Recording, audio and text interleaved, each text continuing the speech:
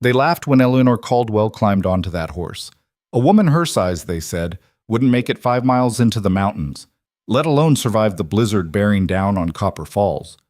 But while the town placed bets on her frozen corpse, Eleanor rode straight into hell itself. What she found in that cabin would shatter everything they believed about strength, about survival, about her. This is the story of a nurse nobody trusted and a dying man nobody wanted to save, and the choice that changed both their lives forever. Drop a comment with your city so I can see how far this story travels. Hit that like button and let's begin. The general store smelled like tobacco, wet wool, and judgment. Eleanor Caldwell stood at the counter, waiting for old Harris to acknowledge her existence, which he seemed in no particular hurry to do.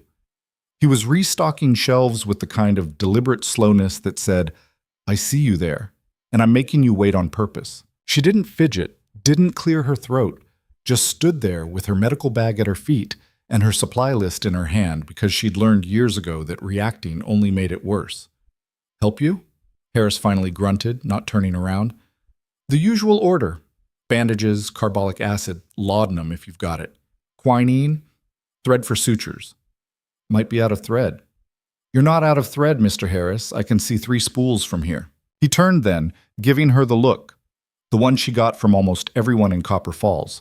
The one that said, "What's a woman like you doing taking up space in a place like this?"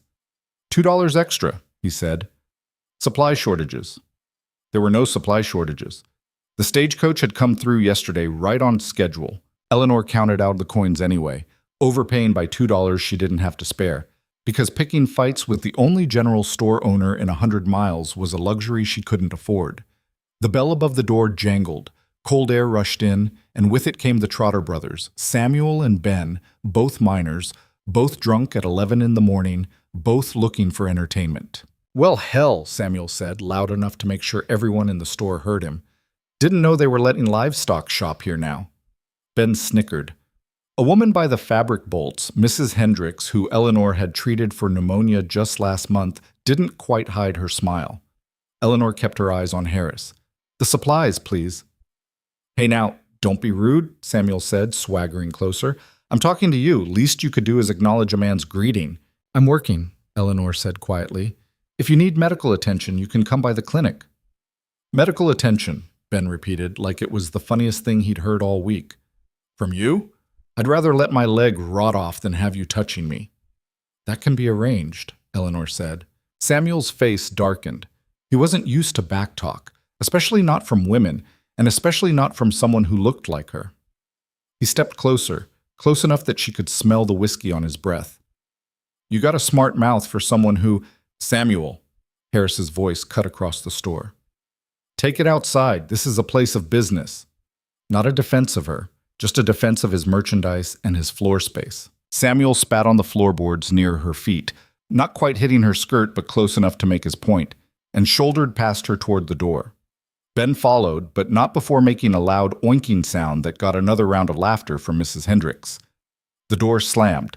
Eleanor's hands were shaking, so she kept them flat on the counter where nobody could see.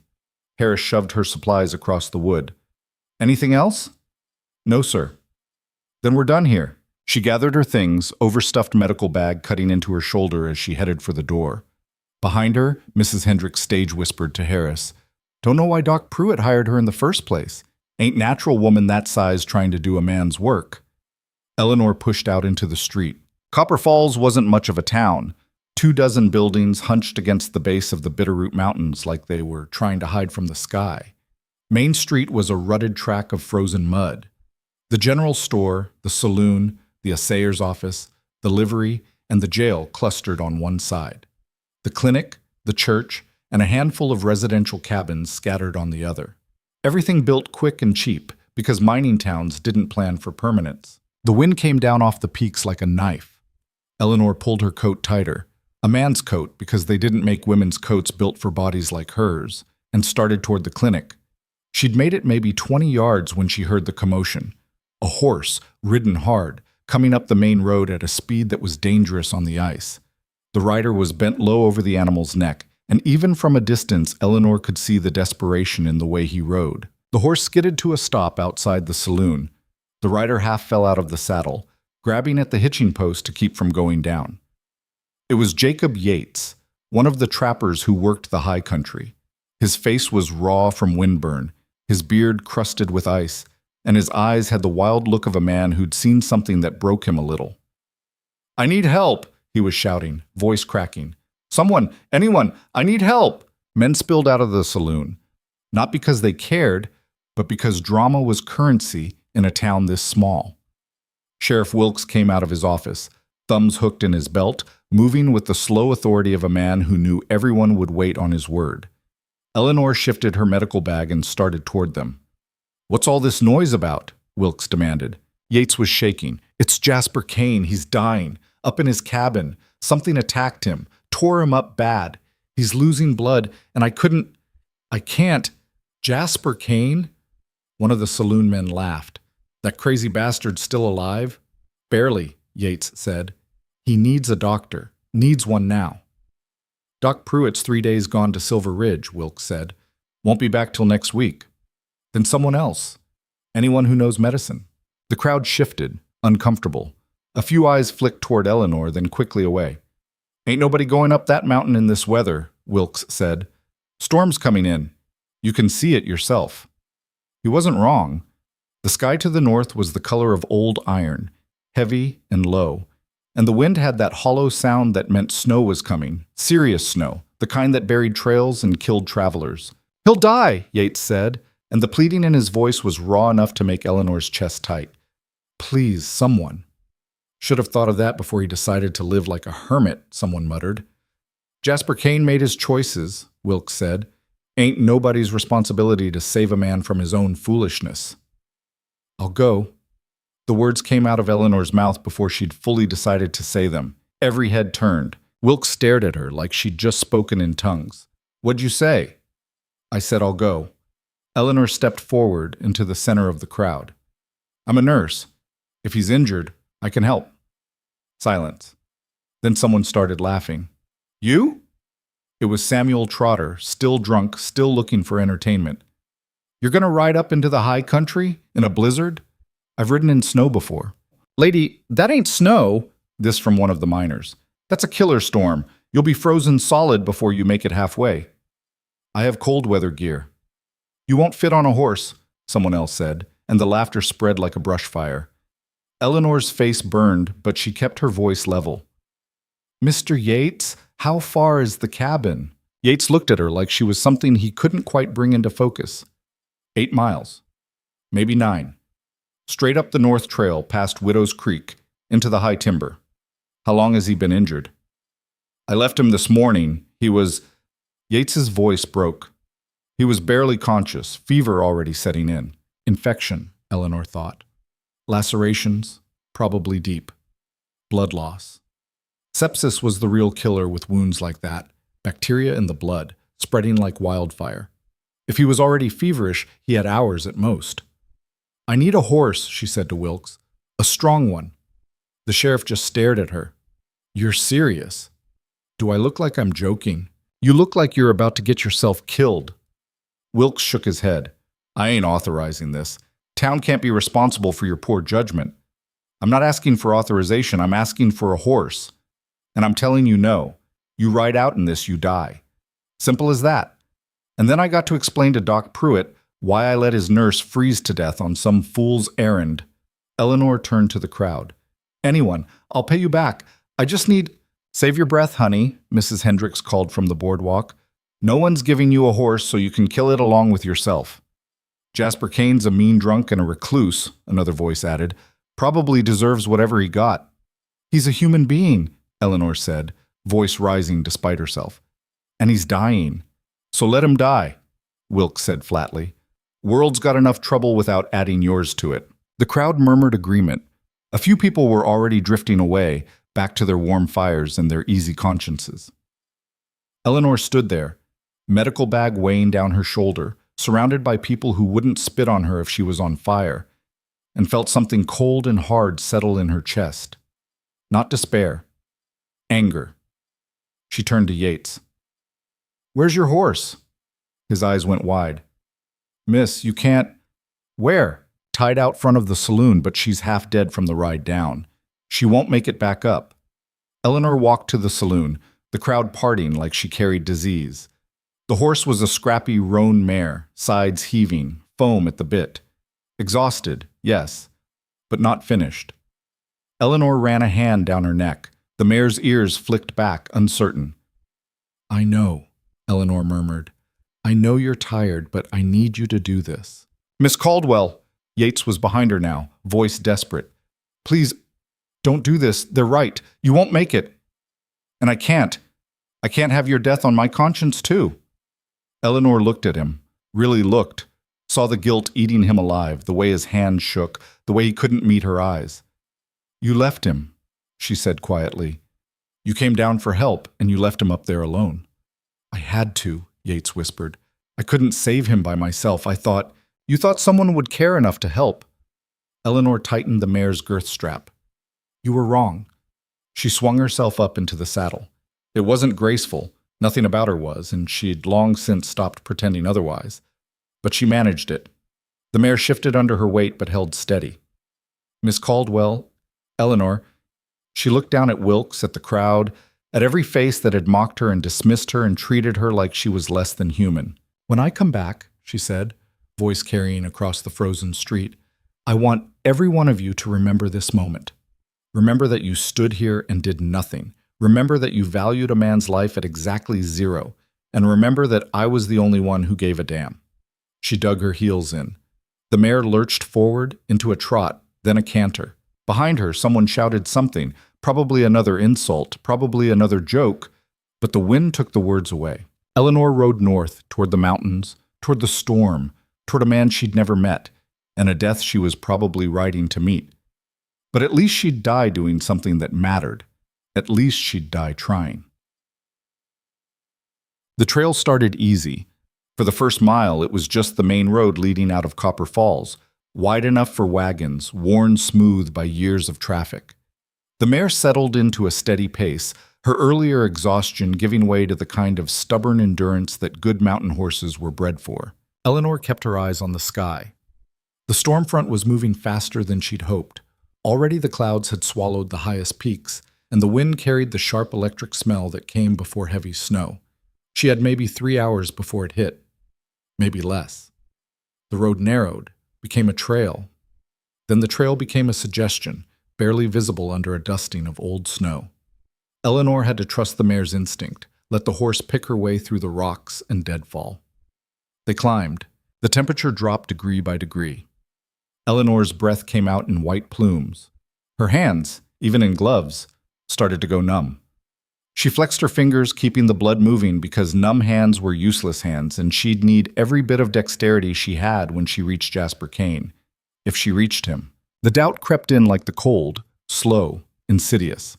What the hell was she doing? She wasn't a hero. She was a fat woman on a tired horse, riding into a blizzard to save a man who was probably already dead. The town was right. This was stupid. This was suicide. But the alternative was going back. Going back to that store, that street, those faces. Going back to being the joke, the disappointment, the thing people tolerated because Doc Pruitt needed someone to change bedpans and boil instruments. Going back to being invisible except when they wanted to mock her. No, she'd rather freeze.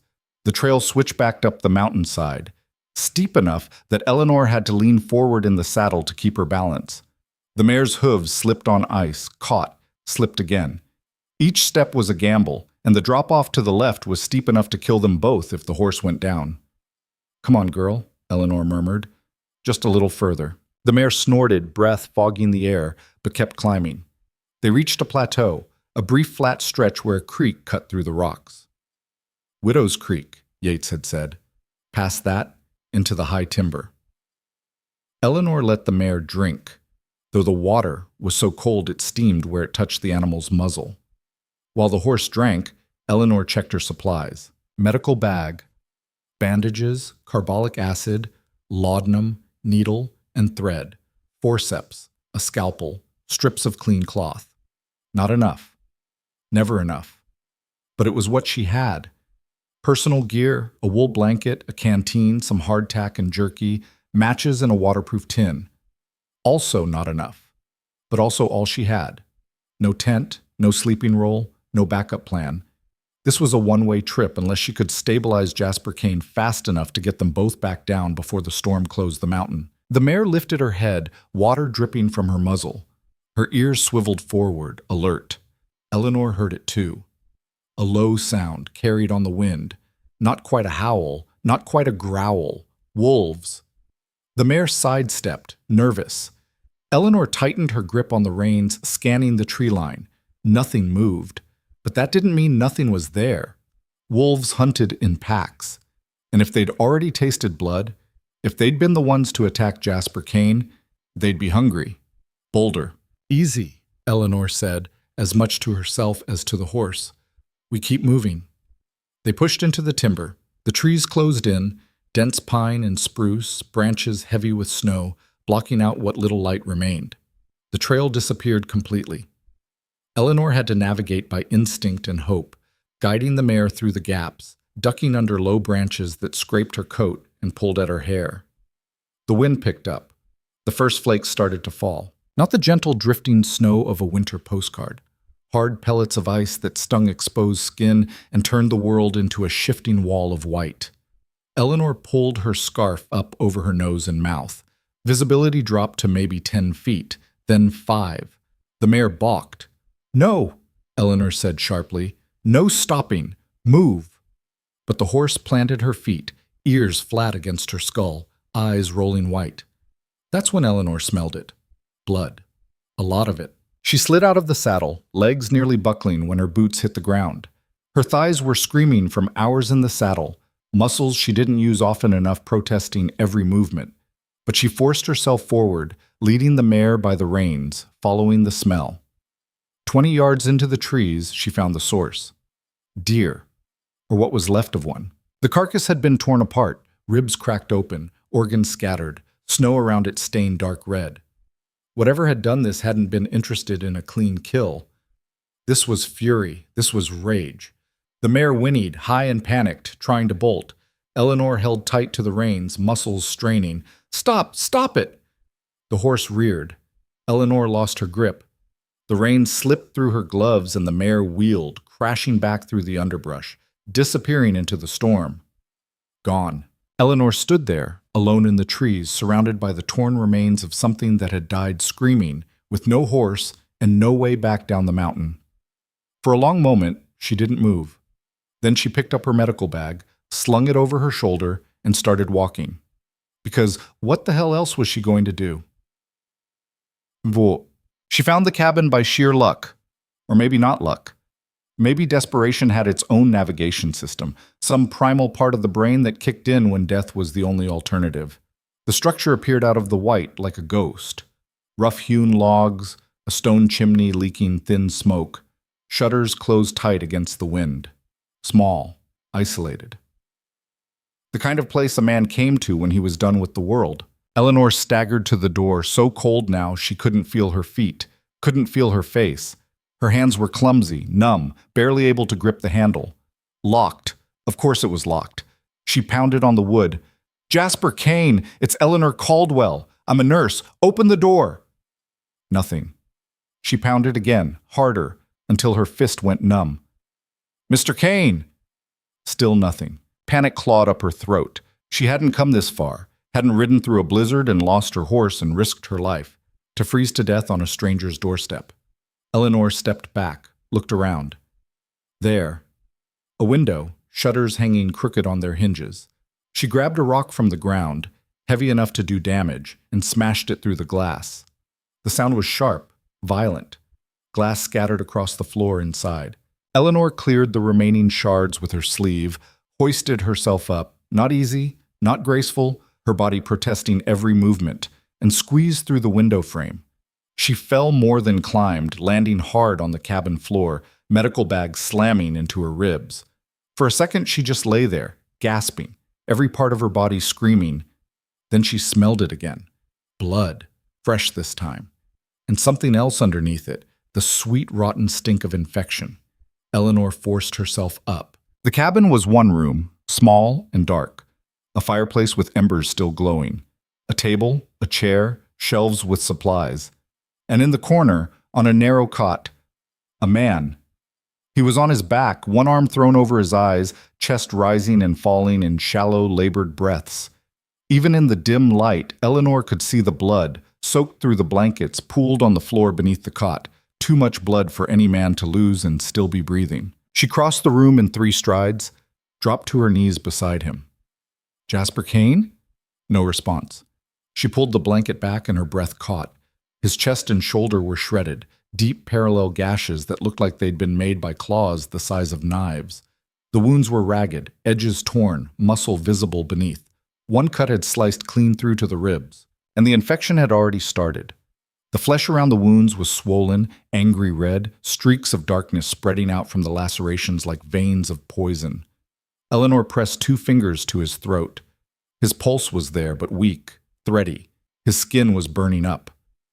"Okay," she said aloud, to herself, to him, to anyone who might be listening. "Okay, you're still alive. That means I can work with this." She stood, looked around the cabin with a critical eye. She needed water, clean cloth, heat. The fire first.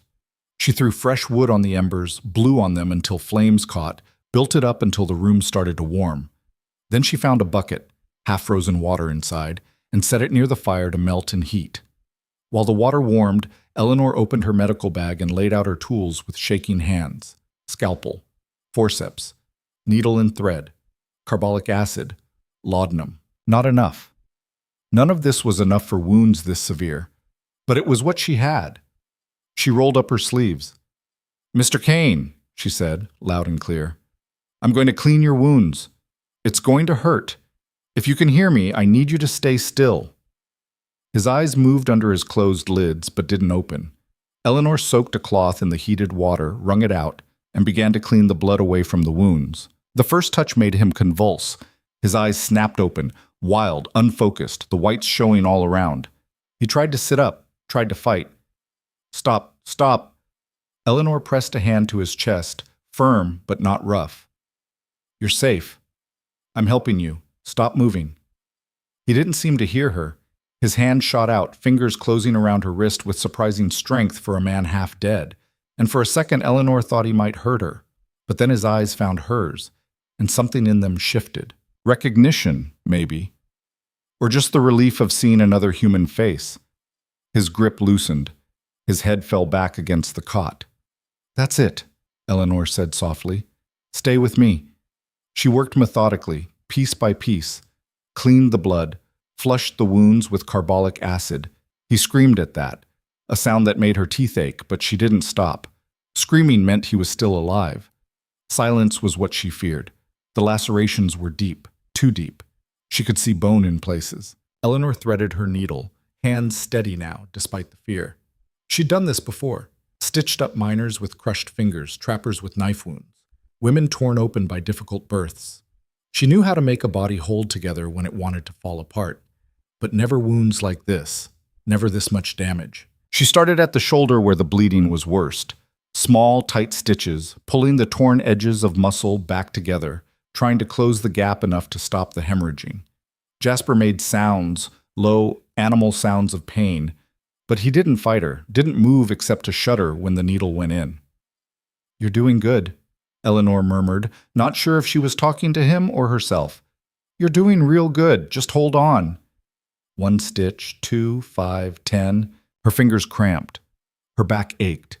The heat from the fire made sweat run down her face, stinging her eyes. But she didn't stop. Couldn't stop. Because if she stopped, he'd die. And she hadn't come this far to watch him die. Hours passed. The storm outside howled, shaking the cabin walls, rattling the shutters. Snow piled up against the door. Eleanor worked. Stitch by stitch, wound by wound, she pulled him back from the edge. Finally, the bleeding slowed. The worst of the lacerations were closed. Not perfectly, not beautifully, but closed enough. Eleanor sat back on her heels, every muscle in her body trembling with exhaustion. Jasper's breathing had evened out.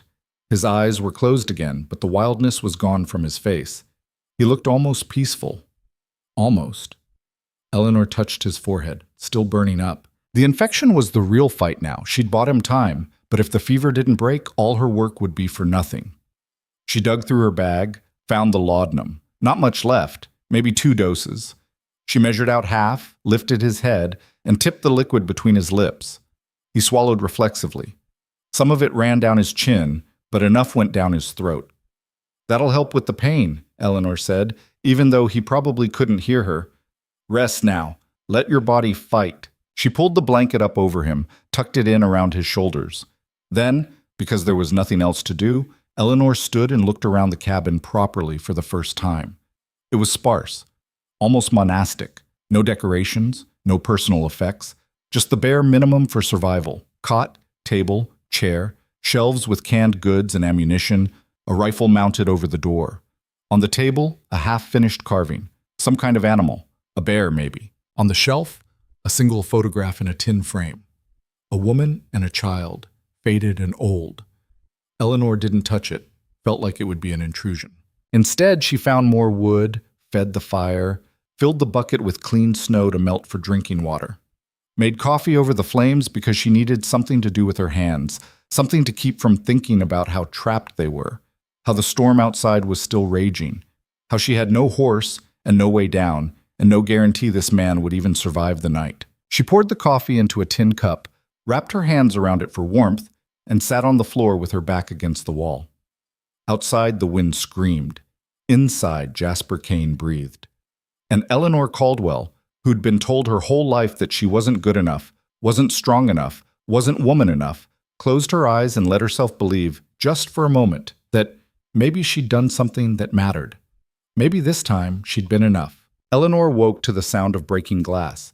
She jerked upright, coffee cup clattering from her lap, heart hammering. For a disoriented second, she couldn't remember where she was. Then it all came rushing back. The cabin, the storm, Jasper Kane bleeding out on the cot. The breaking sound came again, not glass, ice. The shutters rattling so hard against the window frame that frost was cracking off in sheets. Eleanor pushed herself up, every joint stiff and aching. She'd fallen asleep sitting against the wall, and now her neck felt like someone had taken a hammer to it. The fire had burned down to coals again. The cabin was freezing. She checked Jasper first. He was still unconscious, but his breathing had changed, faster now, shallower. His face was flushed dark red, sweat beading on his forehead despite the cold.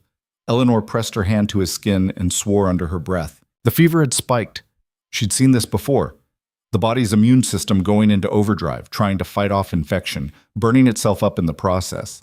If it went too high for too long, it would cook his brain. He'd seize, fall into a coma, die. She needed to bring the temperature down. Eleanor stumbled to the door, braced herself, and shoved it open against the weight of snow piled on the other side. Wind slammed into her like a fist, stealing her breath. The world outside was nothing but white. No sky, no ground, just an endless wall of snow falling so thick she couldn't see 5 feet. She scooped up handfuls of snow, packed them into the bucket, and fought the door closed again. Her hands were already numb by the time she got back to the fire. She set the bucket near the flames to melt just enough to be liquid, then soaked strips of cloth in the ice water. "This is going to be cold," she said to Jasper, even though he couldn't hear her. "But we don't have a choice." She pulled the blanket down and laid the cold compresses across his chest, his forehead, the back of his neck. He flinched at the first touch. A full-body shudder, but didn't wake. Eleanor wrung out another cloth, replaced it, then another. Methodical, rhythmic. The only thing that mattered was keeping the fever from climbing higher. An hour passed, maybe 2. Time felt strange in the cabin, stretched thin and warped by exhaustion and fear. The fever didn't break. Eleanor checked the wounds. The stitches were holding, but the skin around them was hot to the touch, the infection spreading despite the carbolic acid. Red streaks were crawling up toward his shoulder, toward his heart. Sepsis. Blood poisoning. If it reached his heart, he was finished. She had laudanum left, enough for 1 more dose, but that would only mask the pain. It wouldn't stop the infection. What she needed was something to kill the bacteria at the source. But she didn't have antibiotics. Nobody did. Not out here, not in 1893. Eleanor sat back on her heels, mind racing through every scrap of medical knowledge she'd picked up over the years. Doc Pruitt's lessons, her own reading, folk remedies from the miners' wives. There was something about honey. One of the old women in town, Mrs. Chen, had told her once about using honey on infected wounds, said it drew out the poison, kept the bad humors from spreading. Eleanor had dismissed it at the time as superstition, but she'd also seen Mrs. Chen treat a miner's crushed hand that should have killed him, and watched him walk away 2 weeks later with all his fingers intact. Eleanor turned to the cabin's shelves, started pulling things down. Canned beans, salted pork, coffee, ammunition, a jar of something dark and sticky. Honey. She unscrewed the lid, sniffed it, old probably, crystallized at the bottom. But honey didn't spoil, that was the whole point. Eleanor heated water, dissolved some of the honey into it until it was liquid again, then used clean cloth to pack it directly into the deepest wounds.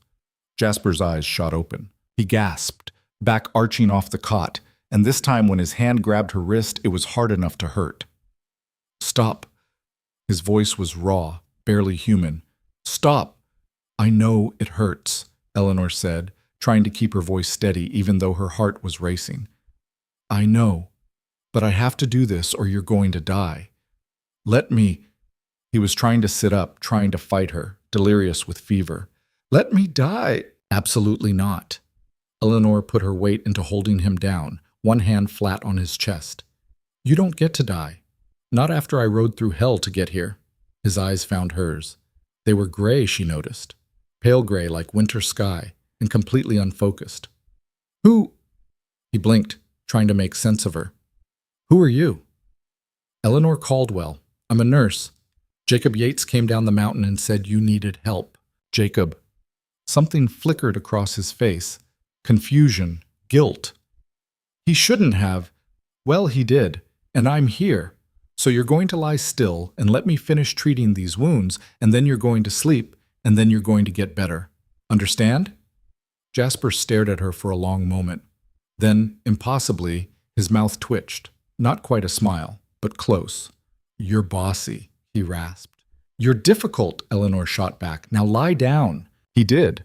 Not because he wanted to, but because his body gave out, collapsing back against the cot like a puppet with cut strings. Eleanor finished packing the wounds with honey-soaked cloth, then bandaged them properly. Her hands were shaking again, but this time it wasn't from fear. It was from relief. He'd woken up. That was good. Delirious, yes, but conscious. That meant his brain wasn't cooking yet. She pulled the blanket back over him, tucked it in tight. "Sleep," she said quietly. His eyes had already closed. Eleanor sagged against the wall, every muscle trembling. She was so tired she could barely think straight. But she couldn't sleep. Not yet. She had to keep monitoring him, keep changing the compresses, keep watching for signs that the fever was breaking or that the infection was winning. Outside, the storm howled on. Hours bled together. Eleanor lost track of time completely. Day or night, it didn't matter. The cabin was a tiny island of firelight in an ocean of white, and all that existed was the rhythm of her work. Check the wounds, change the compresses, feed the fire, melt more snow, check the wounds again. At some point she ate, forcing down hardtack that tasted like cardboard because her body needed fuel. At some point she dozed off again, head resting on her knees, and woke with a start when the fire popped loud enough to sound like a gunshot. Jasper was mumbling in his sleep, fragments of words, none of them making sense. Eleanor pressed her hand to his forehead, still hot, but not as hot as before. She let out a breath she didn't know she'd been holding. The fever was starting to break. She changed the compresses again, checked the bandages. A little bit of clear fluid was seeping through, not blood, not pus, just lymph. The body trying to heal itself. "That's it," she murmured. "Keep fighting." Jasper's eyes opened. This time they were clearer, still fever-bright but focused. He looked at her for a long moment without speaking. "You're real," he finally said. "Last I checked. I thought—" He swallowed, throat working. "I thought you were a dream or a ghost. Sorry to disappoint." Not disappointed. His voice was barely a whisper. Surprised. "That I'm real or that anyone came at all?" "Both." Eleanor found the canteen, lifted his head carefully, and held the water to his lips. He drank in small sips, most of it going down, some spilling down his chin. When she lowered his head back down, he was watching her with an expression she couldn't quite read. What? Eleanor said. You're not from Copper Falls. I am, actually. Work at the clinic there. No. Jasper shook his head weakly. I mean, you don't look like you're from there. You look… He paused, searching for words. Different. Eleanor's jaw tightened. Here it comes, she thought. Even half dead, even saved from the grave, men couldn't help themselves. Different how? She said, voice flat. Strong, Jasper said. Eleanor blinked. What? You look strong. He closed his eyes, exhausted from even that small conversation. Like you could wrestle a bear and win. It wasn't a compliment, not really, but it wasn't an insult either. It was just observation, stated as simple fact with no judgment attached. Eleanor didn't know what to say to that, so she said nothing, just pulled the blanket higher on his chest and turned back to the fire. Behind her, Jasper's breathing evened out into sleep again. But this time, Eleanor was smiling. The storm broke on the third day. Eleanor woke to silence. Real silence. Not just the absence of wind, but the kind of deep quiet that came after a blizzard had exhausted itself. She pushed open the door and had to dig through 4 feet of snow to make a gap wide enough to squeeze through. The world outside was transformed. Every tree, every rock, every surface buried under white. The sky was a hard, bright blue, painful to look at. The sun reflecting off the snow was blinding, and the cold was vicious, the kind that turned spit to ice before it hit the ground, that made lungs ache just breathing. Eleanor stepped back inside, shut the door, and leaned against it. They were snowed in, completely. No way down the mountain until the trails were passable again, and that could take days, maybe a week. She looked at Jasper. He was awake, watching her from the cot. Storm's over, she said. How bad? Bad enough. We're not going anywhere for a while. Jasper nodded slowly, like he'd expected that. How long was I out? 3 days, give or take. He tried to sit up, made it about 6 inches before his face went white and he collapsed back down with a hiss of pain. Don't, Eleanor said sharply, crossing to him. You're still healing. Those wounds open up again. All my work was for nothing. I need to… He stopped, jaw clenched. I need to check the cabin, make sure… The cabin's fine. I've been maintaining the fire. We have enough wood for another few days if we're careful. Food? Enough. Not a feast, but we won't starve. Jasper's eyes tracked across the room, taking inventory, and Eleanor could see him doing calculations in his head. Supplies, rations, time. You should have left me, he said finally. Eleanor sat down in the chair by the cot. Probably.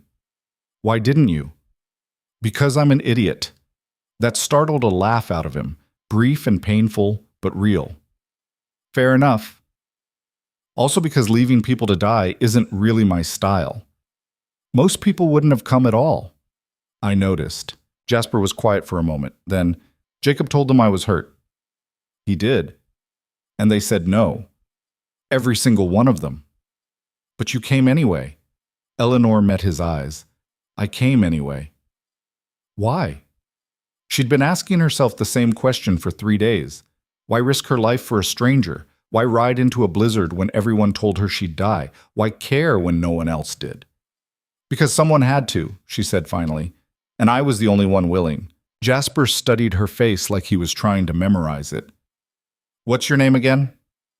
Eleanor Caldwell. Eleanor. He tested the word.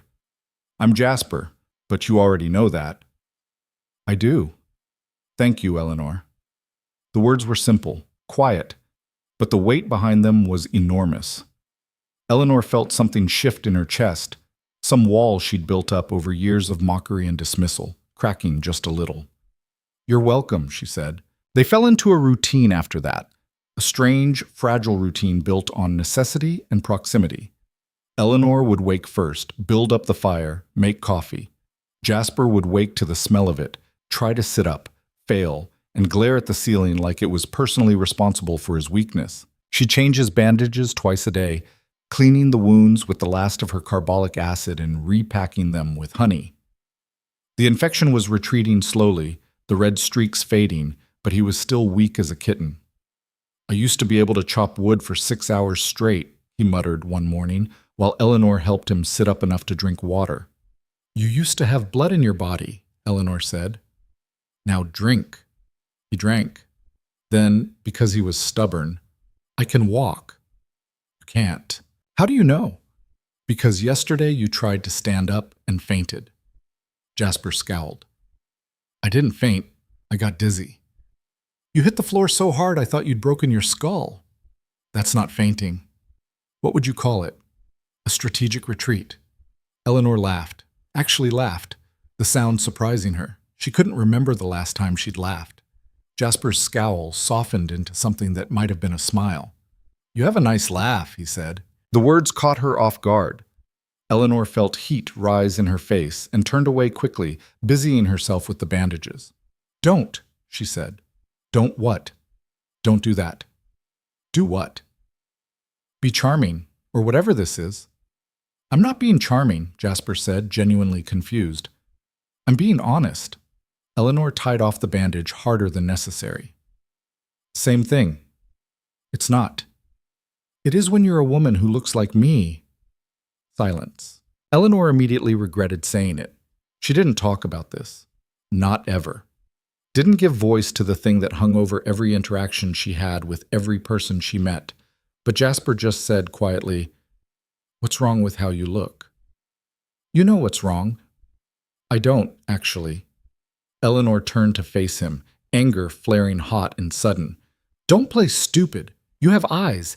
You can see I'm... She gestured vaguely at herself, the words catching in her throat. Strong? Jasper offered. Fat, Eleanor snapped. The word you're looking for is fat. That's not the word I was looking for. It's the word everyone else uses. Jasper held her gaze. I'm not everyone else. Eleanor wanted to argue, wanted to throw his words back in his face, prove him wrong, protect herself the way she'd learned to protect herself. But something in his eyes stopped her. He meant it. Whatever else was true, he meant it. The infection's clearing up, she said instead, changing the subject with all the grace of a falling anvil. Another few days and you should be able to move around without passing out. Eleanor, I'm going to check the food supplies. She stood and walked to the shelves before he could say anything else, because if he said one more kind thing, she was going to either cry or scream, and she wasn't sure which would be worse. Behind her, Jasper didn't push, just settled back against the cot with a soft exhale. But Eleanor could feel his eyes on her back, and for reasons she didn't want to examine, that didn't bother her as much as it should have. That night, the nightmare started. Eleanor woke to the sound of Jasper thrashing on the cot, blankets tangled around his legs, head whipping side to side. No! He was saying it over and over, voice thick with terror. No! Get back! Eleanor crossed to him, touched his shoulder. Jasper, wake up. He didn't wake. His hand shot out and grabbed her arm, grip bruising, eyes wide open but seeing nothing. Don't make me... His voice broke. Please don't make me... Jasper. Eleanor gripped his face with both hands, forcing him to look at her. You're safe. You're in the cabin. Wake up. His eyes focused, slowly, like he was surfacing from deep water. He stared at her chest heaving, still halfway caught in whatever hell his mind had thrown him into. Eleanor? I'm here. He looked around the cabin, grounding himself, then down at his hand, still locked around her arm. He let go like she'd burned him. I'm sorry, he said, voice rough. I didn't mean... It's okay. It's not. I could have hurt you. But you didn't. Jasper pressed the heels of his hands against his eyes. I don't sleep well. Haven't for years. Eleanor sat down on the edge of the cot. You want to talk about it? No? Okay. They sat in silence. The fire crackled. The wind outside was picking up again. Not a storm, just the mountain's constant, restless breath. It was a bear, Jasper said finally. Eleanor waited. The thing that attacked me. Grizzly. Old male. Probably driven out of its territory by a younger bear. Came into my camp while I was skinning a deer. I didn't hear it until it was too late. How did you survive? Knife. Got it in the ribs before it could finish me, but not before... He gestured at his shoulder. You're lucky to be alive. Am I? The question wasn't rhetorical. He really seemed to be asking. Eleanor frowned. Yes. Why? Because being alive is better than being dead. Is it? The flatness in his voice made something twist in Eleanor's chest. What happened to you? She asked quietly. Jasper was quiet for so long she thought he wasn't going to answer. Then, I had a family, a wife, a daughter. Had. Past tense. Eleanor's throat tightened. Their names were Sarah and Lily, Jasper continued, voice distant. Sarah was a school teacher. Lily was 6, smart as a whip, always asking questions. He paused. There was a fire. In town. Started in the dry goods store. Spread fast. Sarah ran back into the house to get Lily. She'd been napping upstairs. I tried to follow, but the roof came down. I couldn't. He stopped, swallowed hard. I got out. They didn't. Eleanor didn't say she was sorry. Didn't say it wasn't his fault. Didn't say any of the useless, hollow things people said in the face of grief. She just reached out and took his hand. Jasper looked down at their joined hands like he'd forgotten what human touch felt like. That was 8 years ago, he said. Came up here after. Couldn't stand being around people anymore. Couldn't stand the looks, the pity. Couldn't stand waking up every day and remembering. But you kept waking up anyway. Didn't have much choice. There's always a choice, Eleanor said. You chose to keep going, even if it didn't feel like a choice at the time. Jasper's fingers tightened around hers. Not painful, just holding on. What about you? He asked. What about me? Why are you here? And I don't mean in this cabin. I mean, why are you in Copper Falls, working yourself to death for people who treat you like dirt? Eleanor looked at the fire. Because I'm good at what I do. And because someone has to take care of the people who can't take care of themselves. Even if those people are terrible. That's not an answer. It's the only answer I have. Jasper studied her face. You ran away from something. It wasn't a question. Eleanor felt her defenses slam up. I didn't. It's okay, Jasper said quietly. I ran away too. That's how I know what it looks like. Eleanor wanted to deny it. Wanted to tell him he was wrong, that she'd chosen Copper Falls deliberately, that it was a career move and nothing more. But sitting in this cabin, in the middle of the night, with this man who'd lost everything and somehow still managed to see her, really see her, the lies felt too heavy to carry. I had a practice, she said. Back east, Philadelphia. Worked with a doctor there, learning, trying to become a real nurse. Not just someone who changes bedpans. What happened? I got good. Too good. Started delivering babies on my own, treating patients without supervision. The doctor didn't like it. Said I was overstepping. Said a woman, especially a woman who looked like me, had no business playing at medicine. So you left? So I got fired and blacklisted. Couldn't get work anywhere within 200 miles. Everyone knew everyone, and everyone knew I was trouble. She smiled, but there was no humor in it.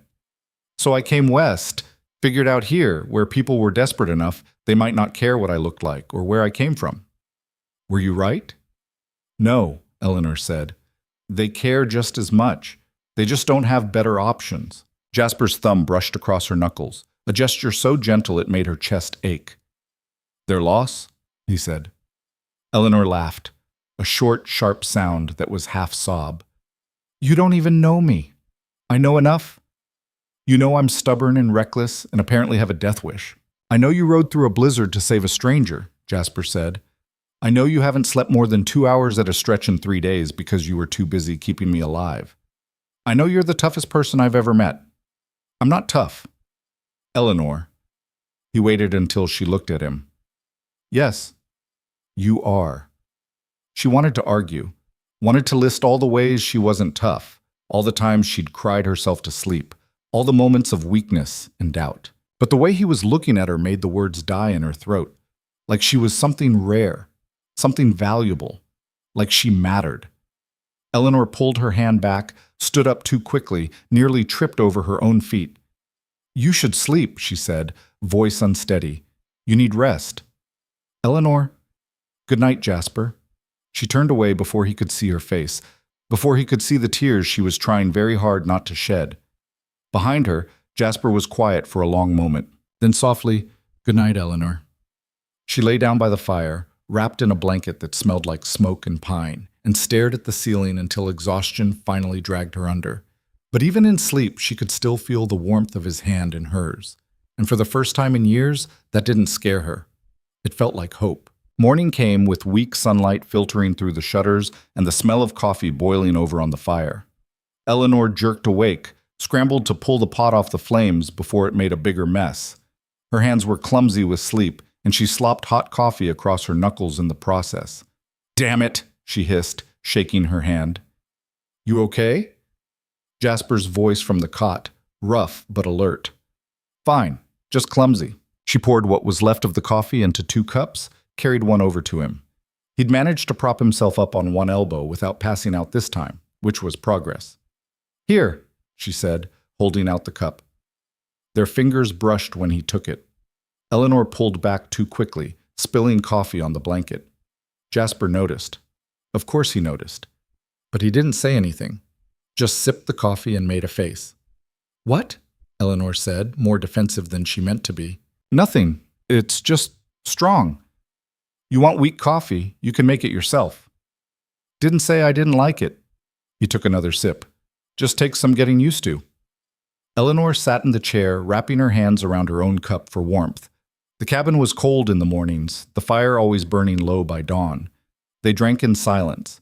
Not uncomfortable exactly, but waited, like they were both thinking about last night and neither wanted to be the first to mention it. Finally, Jasper said, "I shouldn't have—" "Don't," Eleanor interrupted. "Don't apologize for telling me about your family," I asked. "Still, it's not your burden to carry." "Maybe I wanted to carry it." Jasper looked at her over the rim of his cup, something unreadable in his eyes. "Why?" "Because you carried mine." Eleanor stared into her coffee. "Nobody ever asks me why I came west. Nobody cares, but you asked. So I'm returning the favor." "That's not how it works." "Why not?"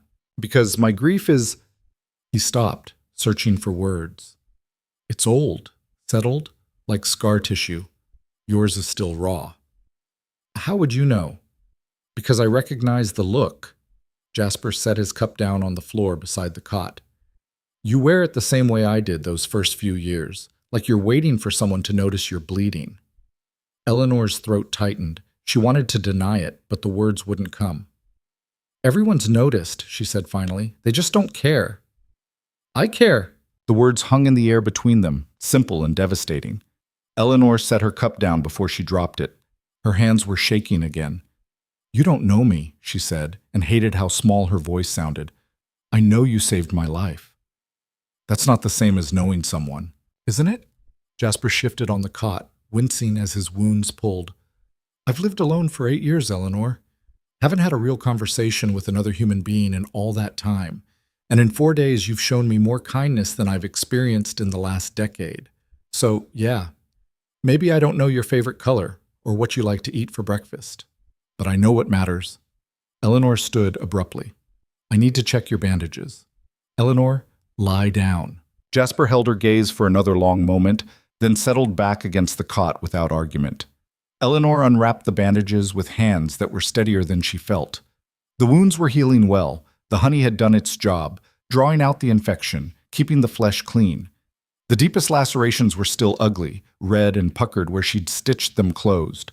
But there was no smell of rot, no spreading darkness. "You're lucky," she said, focusing on the work and not on his face. "Another day without treatment, and you'd be dead." "I know. The scars are going to be bad." "Don't care about scars." Eleanor glanced up despite herself. "Most men would." "I'm not most men." Jasper's eyes were on hers, steady and serious.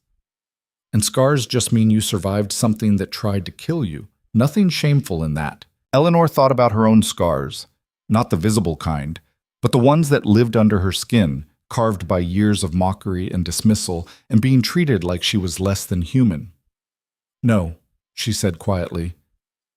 "I suppose there's not." She finished rebandaging the wounds in silence, then stepped back. "You should try to walk today, just a few steps. Your muscles need to remember how." You want me to fall on my face again? I want you to build your strength back, unless you're planning to live in that cot permanently. Jasper pushed himself upright, teeth gritted against the pain. How do you know I wasn't? Because you're too stubborn. Takes one to know one. Eleanor couldn't help it. She smiled. Fair point. He swung his legs over the side of the cot, moving slow and careful. His face had gone pale, a thin sheen of sweat on his forehead, but he didn't stop. Easy, Eleanor said, moving closer in case he started to topple. Don't push too hard. Little late for that advice. He stood, swayed. Eleanor grabbed his arm to steady him, and for a second they were close enough that she could feel the heat radiating off his skin. Okay? She asked. Yeah. His voice was tight. Just give me a second. They stood there, Eleanor holding his arm, Jasper breathing hard and trying not to fall over. Close enough that she could count the days of beard growth on his jaw, see the flecks of darker gray in his eyes. Close enough to be dangerous. Take a step, she said. Jasper did. Then another. His legs shook, muscles weak from days of disuse and blood loss, but he stayed upright. 3 steps. 4. Then his knee buckled. Eleanor caught him before he hit the floor, taking his weight against her shoulder, staggering under the sudden burden but not falling. I've got you, she said. Jasper's arm came around her back, holding on, not because he was trying to be close, just because he needed the support. But Eleanor felt it anyway. The warmth of him, the solid weight, the way his breath stirred her hair. You're stronger than you look, he said, voice rough. I get that a lot. Eleanor helped him back to the cot, lowering him down as gently as she could. Usually it's not a compliment. It is from me. She got him settled, pulled the blanket back over him. His hand caught hers before she could pull away. Eleanor. She looked at him. Thank you, he said, for all of this, for coming here, for staying, for... He shook his head. I don't have words for what you've done. You don't need words. Yes, I do. Because when we get out of here, you're going back to that town, back to those people, and I need you to know that what they think about you is wrong. Eleanor's eyes burned. She blinked hard, refusing to cry. They think I'm fat and useless and taking up space I don't deserve, she said, the words coming out harsh and bitter. How is that wrong? Because you're not useless. You're the furthest thing from useless I've ever seen. Jasper's grip on her hand tightened. You're a healer, Eleanor, a real one. The kind that saves lives, not because it's your job, but because you can't stand to watch people suffer. That town doesn't deserve you. Then what does? The question slipped out before she could stop it, raw and desperate and far too honest. Jasper pulled her closer. Not rough, but deliberate, giving her time to pull away. She didn't.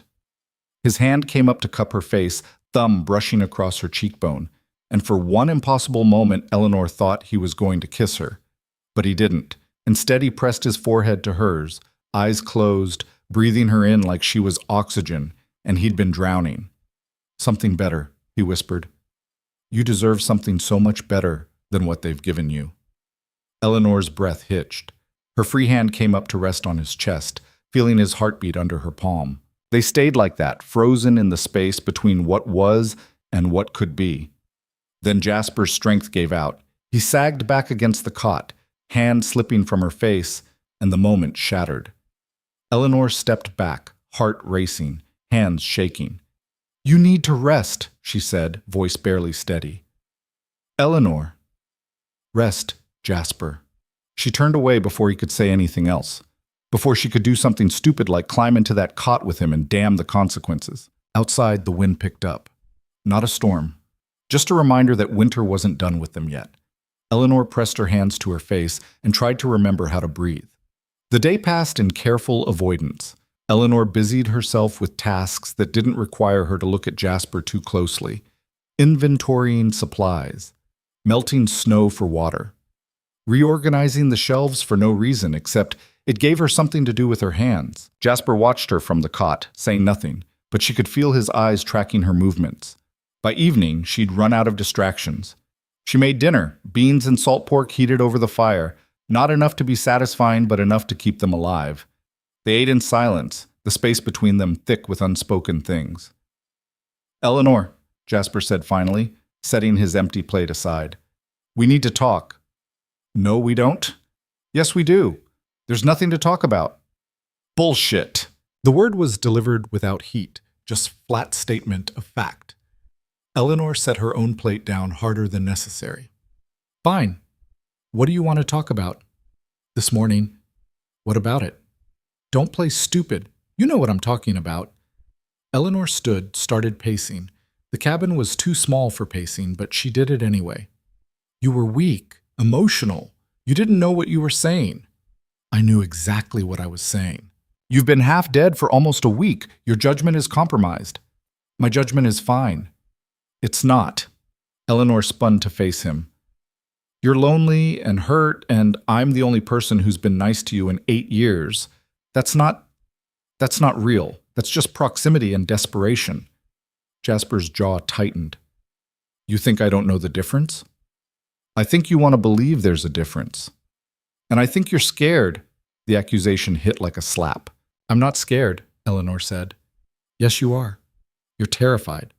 Because if you admit that maybe someone could actually care about you, that means you'd have to stop hiding behind the idea that you're unlovable." "I'm not hiding." "Then what do you call this?" Jasper gestured at the space between them. "Running away every time we get close? Telling yourself I don't mean what I say? That's hiding, Eleanor." "You don't know me," she said again, desperately. "You don't know what you're asking." "I'm not asking for anything." Jasper's voice softened.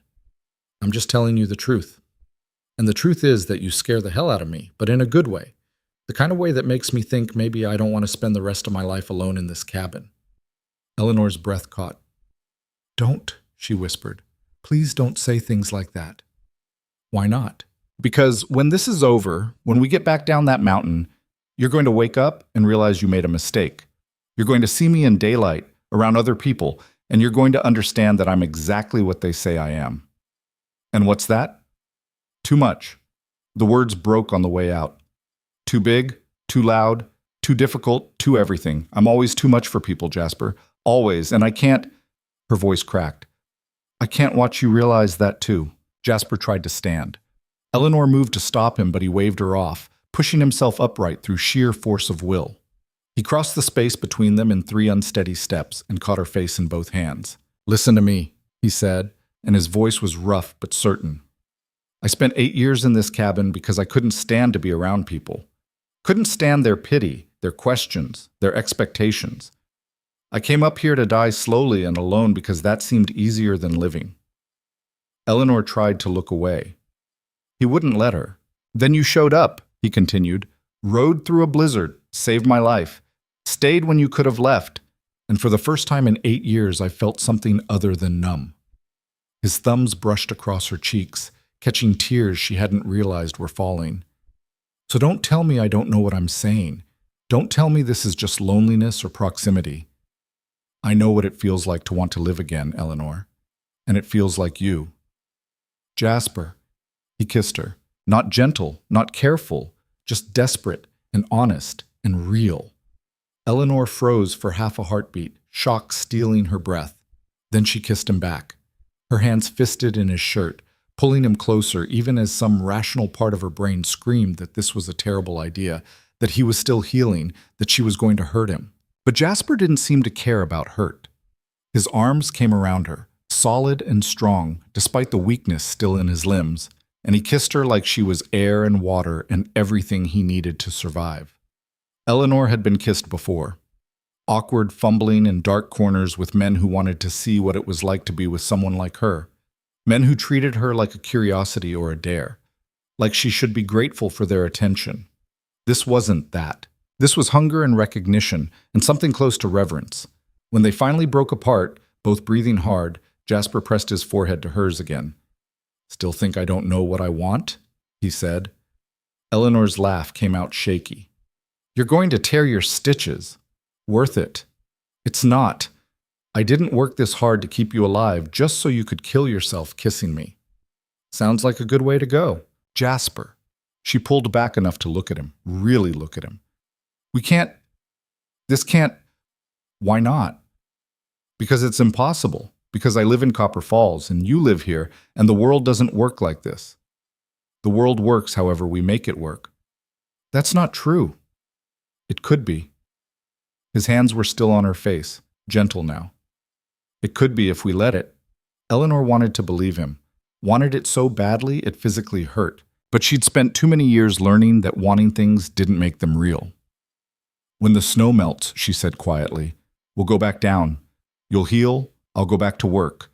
And we'll both remember this as, she struggled for the word, as something that happened during a crisis. Nothing more. Jasper's expression didn't change. You really believe that? I have to. Why? Because the alternative is too much to hope for. He studied her face for a long moment. Then slowly, he nodded and stepped back. Okay, he said. Eleanor blinked. Okay? If that's what you need to believe right now, okay. I'm not going to push. He lowered himself back onto the cot, moving carefully. But Eleanor? What? I'm not going anywhere. And when you're ready to stop being scared, I'll still be here. Eleanor didn't trust herself to speak, just nodded and turned back to the fire. Behind her, she heard Jasper settle into the cot, heard his breathing even out. But sleep was a long time coming for both of them. 2 more days passed. The temperature dropped even further. The world outside became a crystalline wasteland, beautiful and deadly in equal measure. Jasper grew stronger. He could walk the length of the cabin now without collapsing, could help with small tasks like feeding the fire or preparing food. The wounds were healing into thick pink scars that would mark him for the rest of his life. Eleanor kept her distance, or tried to. But in a cabin this small, distance was relative. They'd brush past each other, reaching for supplies. Their hands would touch while passing a cup of coffee.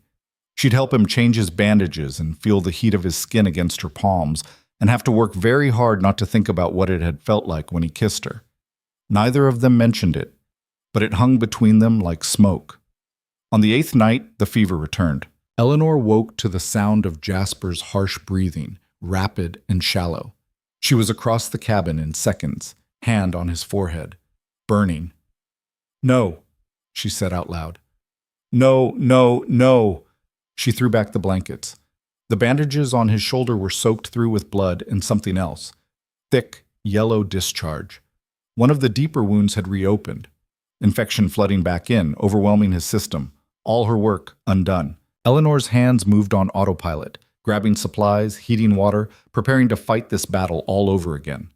But when she peeled back the bandages, what she saw made her stomach drop. The wound wasn't just infected, it was necrotic. Dead tissue spreading from the deepest part of the laceration, black and rotting. She needed to cut it out. Had to debride the wound, remove every bit of dead flesh, or the infection would spread to his blood and kill him within hours. But to do that, she'd need him conscious, need him to hold still while she carved away pieces of his own body. Jasper. She shook his shoulder. Jasper, wake up. His eyes opened, glassy and unfocused. Eleanor? I need you to listen to me. The infection is back. It's bad. I have to cut away the dead tissue or you're going to die. Do you understand? He blinked slowly, trying to process through the fever. Okay. It's going to hurt. Worse than anything so far. Okay. I don't have enough laudanum to put you under. You're going to be awake for all of it. Jasper's hand found hers, gripped tight. I trust you. Eleanor's eyes burned. Don't. I don't know if I can do this without... Yes, you can. His voice was weak but certain. You're the strongest person I know. If anyone can save me, it's you. Eleanor wanted to tell him he was wrong, that she was scared out of her mind, that she'd never done anything like this before.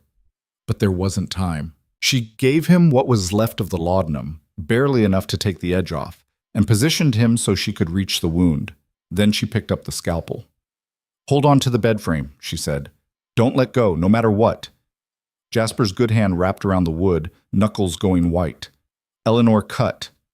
The scream he made was inhuman. She didn't stop. Couldn't stop. Just kept cutting, removing the blackened tissue piece by piece, working as fast as she dared while Jasper thrashed and screamed and begged her to stop.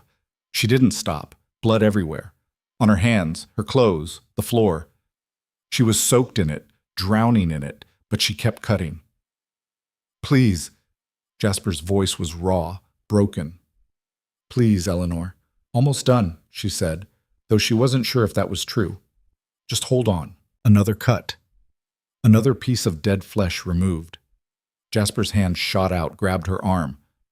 I can't. You can. Eleanor looked at him, forced him to meet her eyes. Stay with me, Jasper. Don't you dare leave me now. Something in her voice must have reached him. His grip on her arm shifted, became less panicked, more grounding. Talk to me, he gasped. Please, just talk to me. Eleanor kept working, kept cutting, and talked. When I was a little girl, she said, voice shaking but steady, I wanted to be a dancer. Isn't that stupid? I was always big even then, and everyone said I was too clumsy, too heavy. But I didn't care. I used to practice in secret, in the barn behind our house. Made up my own dances. Another cut. Jasper made a choked sound, but didn't scream. My mother caught me once, Eleanor continued. She didn't yell, just watched for a while. Then she said, Eleanor, the world is going to tell you 1,000 things you can't be. Don't ever let that stop you from trying. She could see clean tissue now, just a little more. So I kept dancing, even when people laughed, even when they said I looked ridiculous, because it made me happy, and I decided that was enough. One more cut.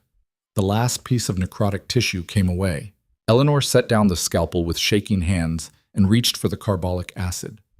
This is going to burn, she warned. Jasper just nodded, beyond words. She fleshed the wound. He arched off the cot, the tendons in his neck standing out like cables, but he didn't let go of the bed frame. Almost done, Eleanor said. I swear, almost done. She packed the wound with honey-soaked cloth, bandaged it tight, and finally, let herself step back. Jasper collapsed against the cot, shaking violently, face gray and slicked with sweat. Eleanor crawled onto the cot beside him, pulled his head into her lap, and just held him while he shook. I'm sorry, she whispered. I'm so sorry. Not your fault. His voice was barely there. You saved me. Again. I hurt you. You saved me, he repeated, more firmly this time. They stayed like that, Jasper's head in her lap, Eleanor's hand stroking his hair, while the fire burned low and the night stretched on forever.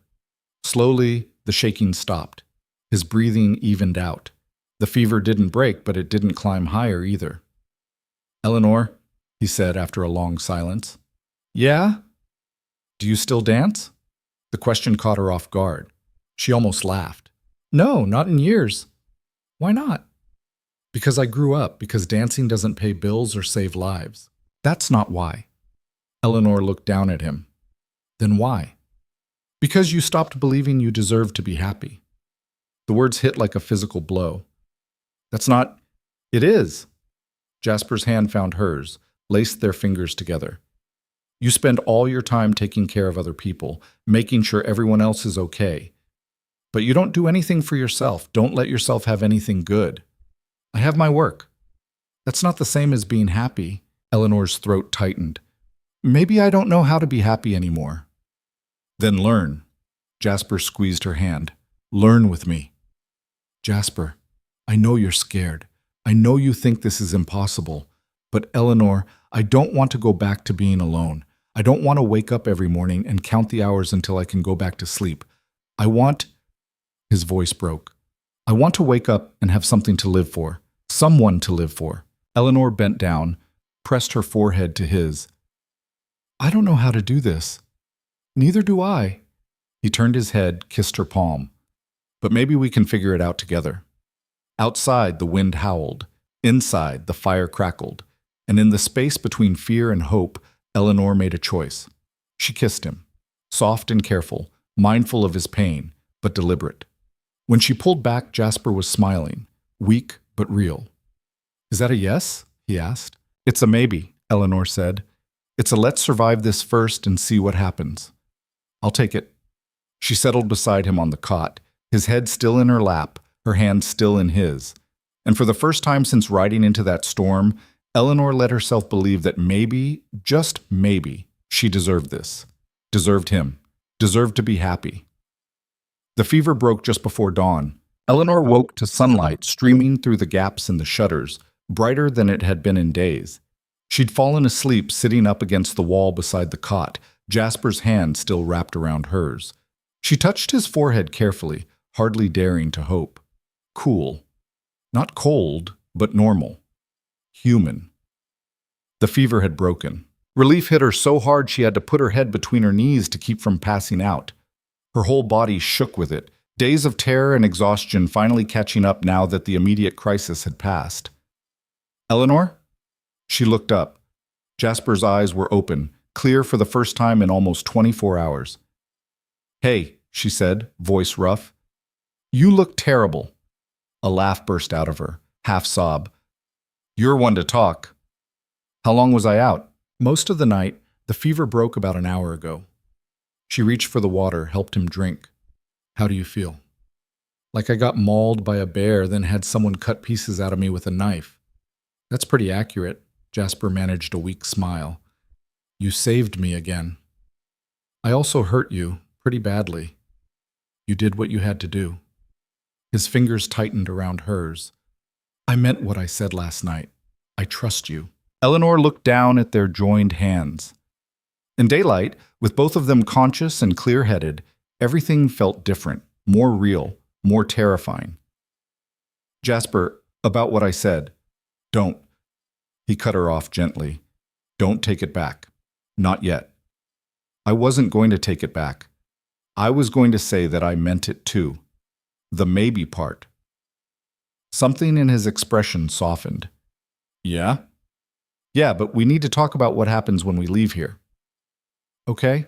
I mean, really talk, because this... She gestured at the cabin, at them. This is one thing. Out there is something else entirely. Before Jasper could respond, they heard it. Voices. Multiple voices coming up the mountain.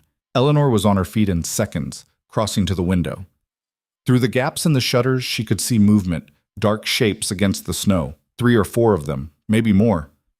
Someone's coming, she said. Jasper tried to sit up. Who? I don't know, can't see clearly enough. The voices got louder, closer, then a fist pounded on the door. Eleanor Caldwell. A man's voice, loud and official. This is Sheriff Wilkes. Open this door. Eleanor and Jasper exchanged looks. Don't, Jasper said quietly. I have to. If I don't, they'll break it down.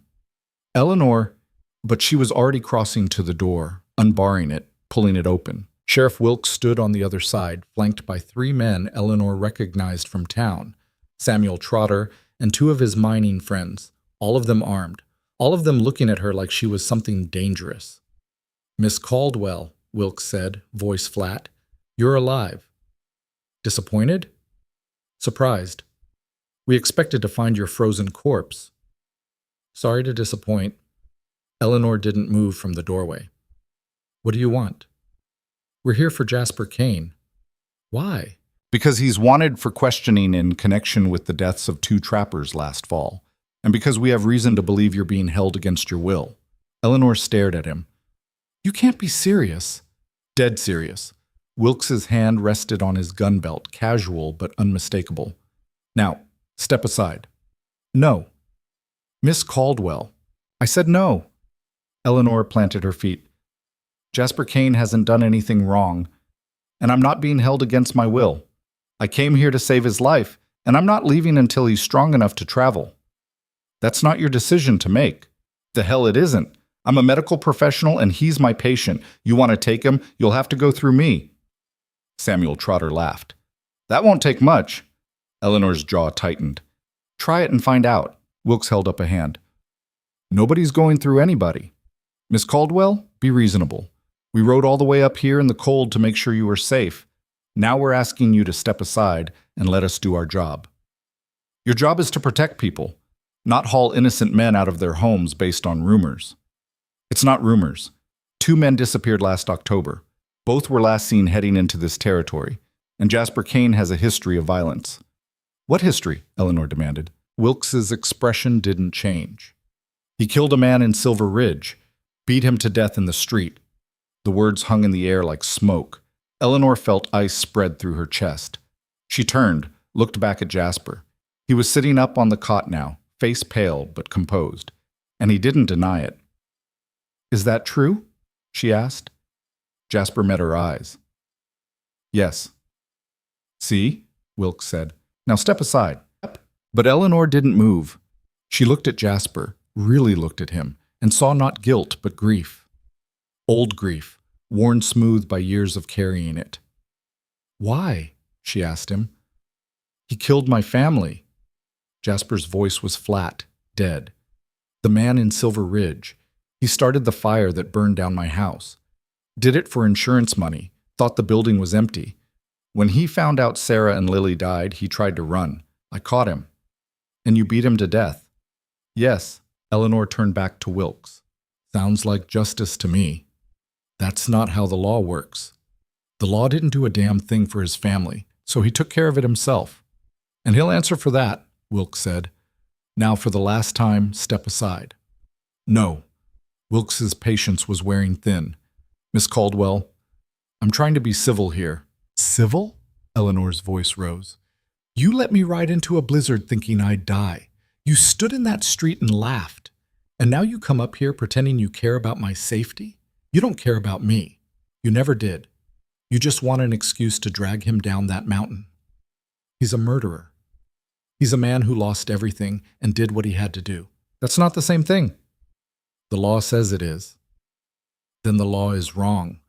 Wilkes's hand moved to his gun. "I'm done asking nicely." Eleanor didn't flinch. "Then shoot me, because I'm not moving." For a long moment, nobody breathed. Then Jasper spoke from behind her. "Eleanor, let them in." She spun around. "No." "Yes." He was on his feet now, swaying but upright. "This isn't your fight." "Like hell it isn't. I killed a man. I knew there'd be consequences eventually. I'm not going to let you get hurt trying to protect me. I'm not letting them take you. You don't have a choice. I do. And I'm choosing you." The words came out fierce and certain, and Eleanor realized as she said them that they were true. Not just about this moment, about everything. She was choosing him, choosing to believe in something better than what she'd had, choosing to fight for it. Jasper's expression cracked. "Eleanor, no. You don't get to do this. You don't get to make me care about you and then give up." "I'm not giving up. I'm being practical." "Practical is letting them haul you off to hang for something you did 8 years ago?" "I won't hang. Worst case, I'll serve time. Best case, you disappear and I never see you again." Eleanor's voice broke. "Is that what you want?" "Of course not. But I won't put you in danger." "Too late. I'm already in danger. I was in danger the second I rode up this mountain." She crossed to him, took his face in her hands. "So if we're doing this, we're doing it together, understand?" Behind them, Wilkes cleared his throat. "This is real touching, but we're still coming in." Eleanor didn't take her eyes off Jasper. "What do you want to do?" "I want to tell you to run. Get out of here while you still can. Not an option." "Eleanor, what do you want?" Jasper looked at her for a long moment, then quietly, "I want to fight." "Then we fight." She turned back to Wilkes, stepping in front of Jasper again. "He's not going anywhere, not until he's healed. And if you try to force him, I'll make sure everyone in Copper Falls knows exactly what kind of sheriff you are." "And what kind is that?"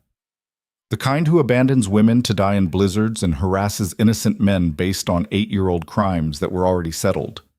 "It wasn't settled. He ran before he could stand trial, because there was nothing left for him there." Eleanor's voice was steady now, certain. "His family was dead. The man who killed them was dead. What was the point of staying?" "The point is justice. Justice was already served. He just didn't wait for you to tell him it was okay." Samuel Trotter stepped forward. "Sheriff, we wasting time talking to her. Just go in and drag him out." "Try it," Eleanor said. "You gonna stop us?" Samuel sneered. "You can barely fit through that door yourself." "Maybe not, but I can make your life hell when we get back to town. I know things about you, Samuel, things your wife would be real interested to hear." Samuel's face darkened. "You threatening me?" "I'm telling you that if you lay one hand on Jasper Kane, I will make sure every dirty secret you've ever tried to hide comes out. And I know plenty." "Like what?" "Like the fact that you've been skimming gold from your claim and blaming the shortfall on your partners. Like the fact that you've got a girl in Silver Ridge you visit every month and tell your wife it's business. Like the fact that you beat your dog so bad last year it had to be put down and you told everyone it got sick. Samuel went pale. Eleanor turned to the other men. And I know things about all of you. Every person who's ever come through that clinic with injuries they didn't want to explain or symptoms they needed to keep quiet. You think I don't keep records? You think I don't remember? The silence was thick enough to cut. Wilkes studied her with new eyes. You're bluffing. Am I? You want to test that theory? Another long pause, then Wilkes said, What do you want? I want you to leave. Now. And I want you to leave Jasper alone. Can't do that.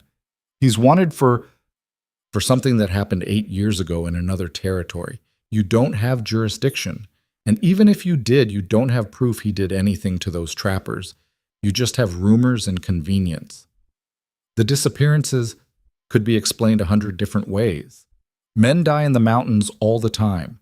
Doesn't mean Jasper killed them. Wilkes's jaw worked. You're protecting a criminal. I'm protecting a patient. There's a difference. Not in the eyes of the law. Then maybe the law needs better eyes. They stared at each other across the threshold. Behind Eleanor, she could hear Jasper's ragged breathing, could feel him preparing to intervene if this went bad. But it was Wilkes who broke first. Fine, he said. We'll leave, for now. But this isn't over, Miss Caldwell. When you come back down that mountain, we're going to have a long conversation about your conduct. Looking forward to it. Wilkes gestured to the other men. They turned, started back down the trail. Samuel looked back once, face twisted with rage and humiliation. You're going to regret this. Probably, Eleanor said, but not today. She watched until they disappeared into the trees. Then she closed the door, barred it, and sagged against it. Her legs were shaking so badly she could barely stand. Eleanor? Jasper was beside her, arm around her waist, holding her up. You okay? No. Yes. I don't know. She looked at him. Did you kill those trappers? No. Do you know what happened to them? I have a guess. There's a ravine about 3 miles north of here. Deep, narrow, easy to miss if you don't know the territory. If they were traveling at night or in bad weather, they could have walked right off the edge. And nobody thought to check? Why would they? Easier to blame the hermit living in the woods. Eleanor closed her eyes. I just made a lot of enemies. Yeah, you did. They're going to make my life hell when I get back. Probably. I might lose my job. Wouldn't surprise me. Eleanor opened her eyes, looked at him. Was it worth it? Jasper's hand came up to cup her face. You stood up to armed men to protect me. You threatened them. You put your entire life on the line for someone you barely know. So yeah, it was worth it. I know you, Eleanor said. Maybe not everything, but I know what matters. Which is? That you're a good man who did a bad thing for the right reasons, and that you're trying to be better than you were. Jasper's thumb brushed across her cheekbone. I don't know if I can be better. I've spent 8 years being alone, being angry. I don't know how to be anything else. Then learn. Like you said, we'll figure it out together. He kissed her, slow and deep and full of promise. When they broke apart, Eleanor was smiling despite everything. We're probably both crazy, she said. Definitely. This is never going to work. Probably not. But we're going to try anyway. Yeah. Jasper pulled her closer, careful of his injuries. We are. Outside, the sun was shining. The snow was starting to melt. And somewhere down the mountain, trouble was waiting. But in the cabin, wrapped in each other's arms, Eleanor and Jasper chose to believe, just for a moment, that they could face it together, that they could win. The next few days passed in a strange kind of peace. Jasper grew stronger. He could walk the full length of the cabin without needing to rest, could help with chores, could stay upright for hours at a time without his vision graying at the edges. Eleanor monitored his progress with professional detachment during the day and curled up beside him at night, the two of them sharing the narrow cot because neither could sleep alone anymore. They talked about everything and nothing, about their pasts, their fears, the futures they weren't sure they'd have. What will you do? Jasper asked one night, both of them lying in the dark, his arm around her shoulders. When we go back down, I don't know. Depends on whether Wilkes follows through on his threats. He will. Men like that don't forget being embarrassed. Then I'll deal with it. Eleanor traced idle patterns on his chest, careful to avoid the bandages. Worst case, I lose my position at the clinic. Best case, I lose it and get run out of town completely. That's your best case? If I'm getting run out anyway, might as well make it count. Jasper was quiet for a moment. Then, come here. I'm already here. I mean, here. To the cabin. Stay with me. Eleanor's hand stilled. Jasper, I know it's not much, and I know it's isolated, but it's mine, free and clear. No rent, no landlord. We'd have enough supplies to make it through next winter if we're careful, and I can hunt, trap, trade in town when we need things. You want me to give up medicine and live in the woods. I want you to be somewhere you're valued, somewhere you're not mocked every time you leave the house. Eleanor sat up, pulling away from him. I can't just abandon my work.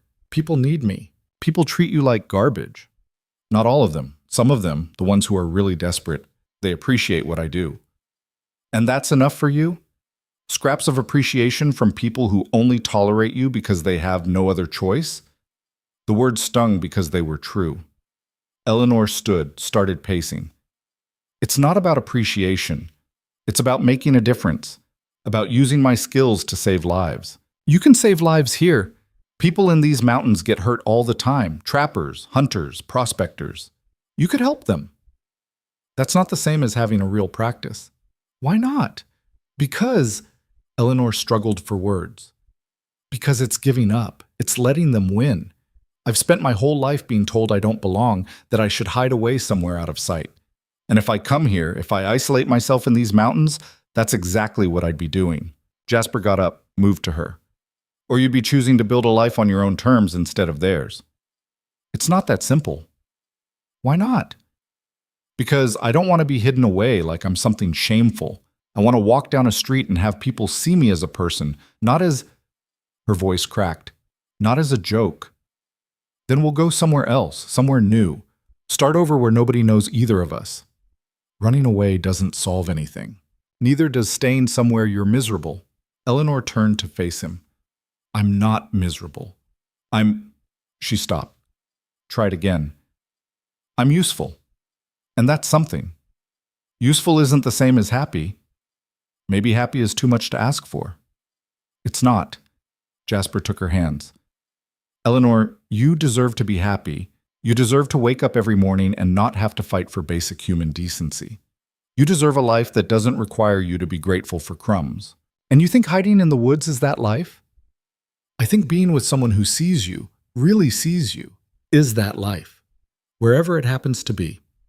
Eleanor wanted to argue, wanted to list all the reasons why this was impossible, why it would never work, why she couldn't just abandon everything she'd built.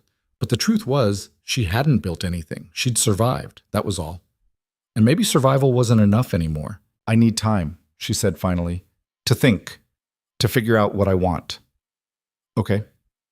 And I need you to understand that this, us, it's happening fast, maybe too fast. I know. We barely know each other. I know that too. Jasper pulled her closer. But I also know that I've been half dead for 8 years and you made me want to live again. That's not nothing. No, Eleanor said softly. It's not nothing. She let him hold her, let herself believe for just a moment that this could work, that they could find a way to be together that didn't require one of them to sacrifice everything. But in the back of her mind, doubt whispered. And Eleanor had learned long ago to listen to doubt. It kept you alive, kept you from hoping for things that would only break your heart. Outside, the snow continued to melt. The trails were clearing. Soon they'd be able to leave. Soon they'd have to face the world again. And Eleanor wasn't sure either of them was ready for what that world would do to them. On the 12th day, they prepared to leave. The trails were passable now. The worst of the snow melted or packed down hard enough to travel. Jasper was strong enough to walk. Not far, and not fast, but enough. Eleanor packed her medical bag with what little supplies remained. Jasper gathered food for the journey, secured the cabin, banked the fire. Neither of them talked much. There wasn't much to say. At the door, Jasper paused. We could stay. One more day. Make sure I'm really strong enough. Eleanor looked at him, saw the hope in his eyes, the fear underneath it. We could, she agreed, but it wouldn't change anything. Might give us more time to figure things out. Or it might make it harder to leave. Jasper nodded slowly. Yeah. Eleanor reached for his hand. Whatever happens down there, I want you to know, this mattered. You matter. Eleanor, let me finish. I came up here to save your life. But you saved mine too. You made me remember what it feels like to be seen as something other than a problem. And her voice caught. I won't forget that. Jasper pulled her close, pressed his forehead to hers. This isn't over. You know that, right? I know we're going to try. That's all I can promise right now. Then I'll take it. They kissed, long and slow and bittersweet. Then Eleanor pulled away, shouldered her bag, and opened the door.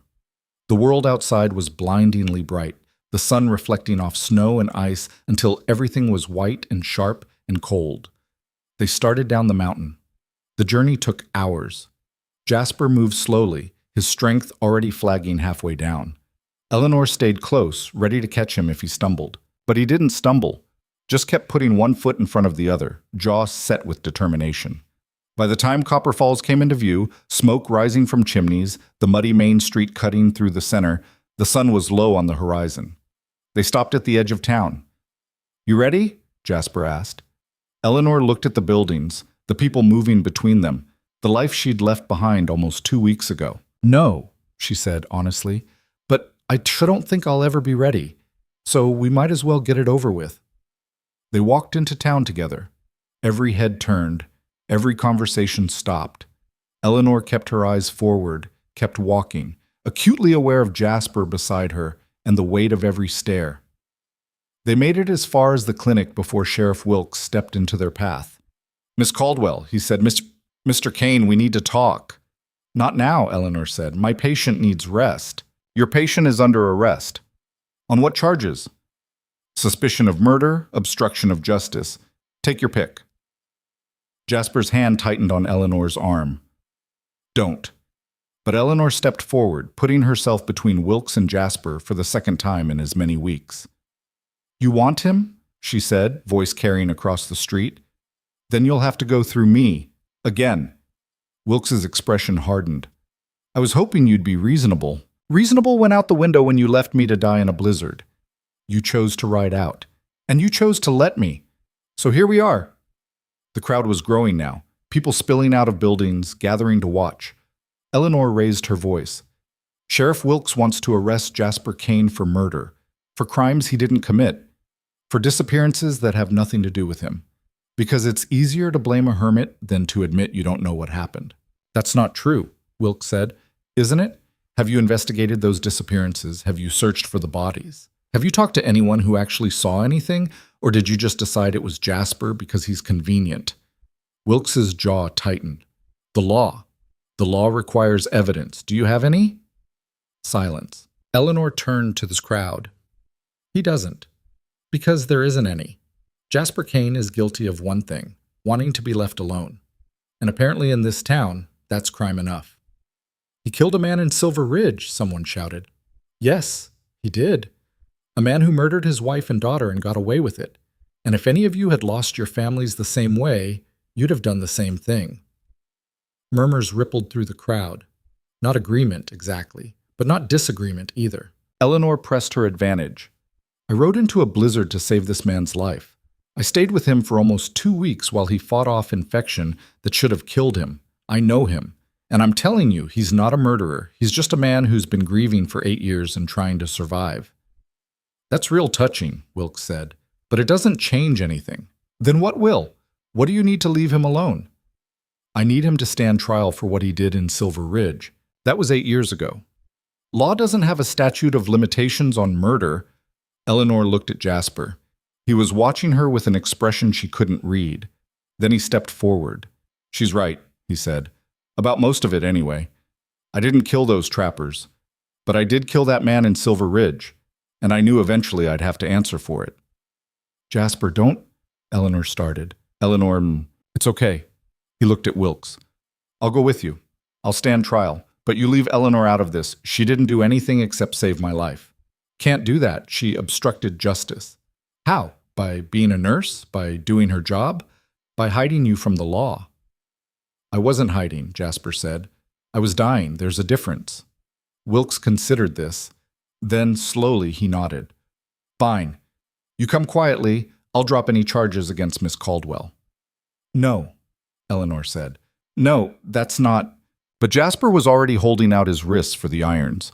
It's okay, he said again, meeting her eyes. This is how it has to be. It doesn't. We can fight this. We can...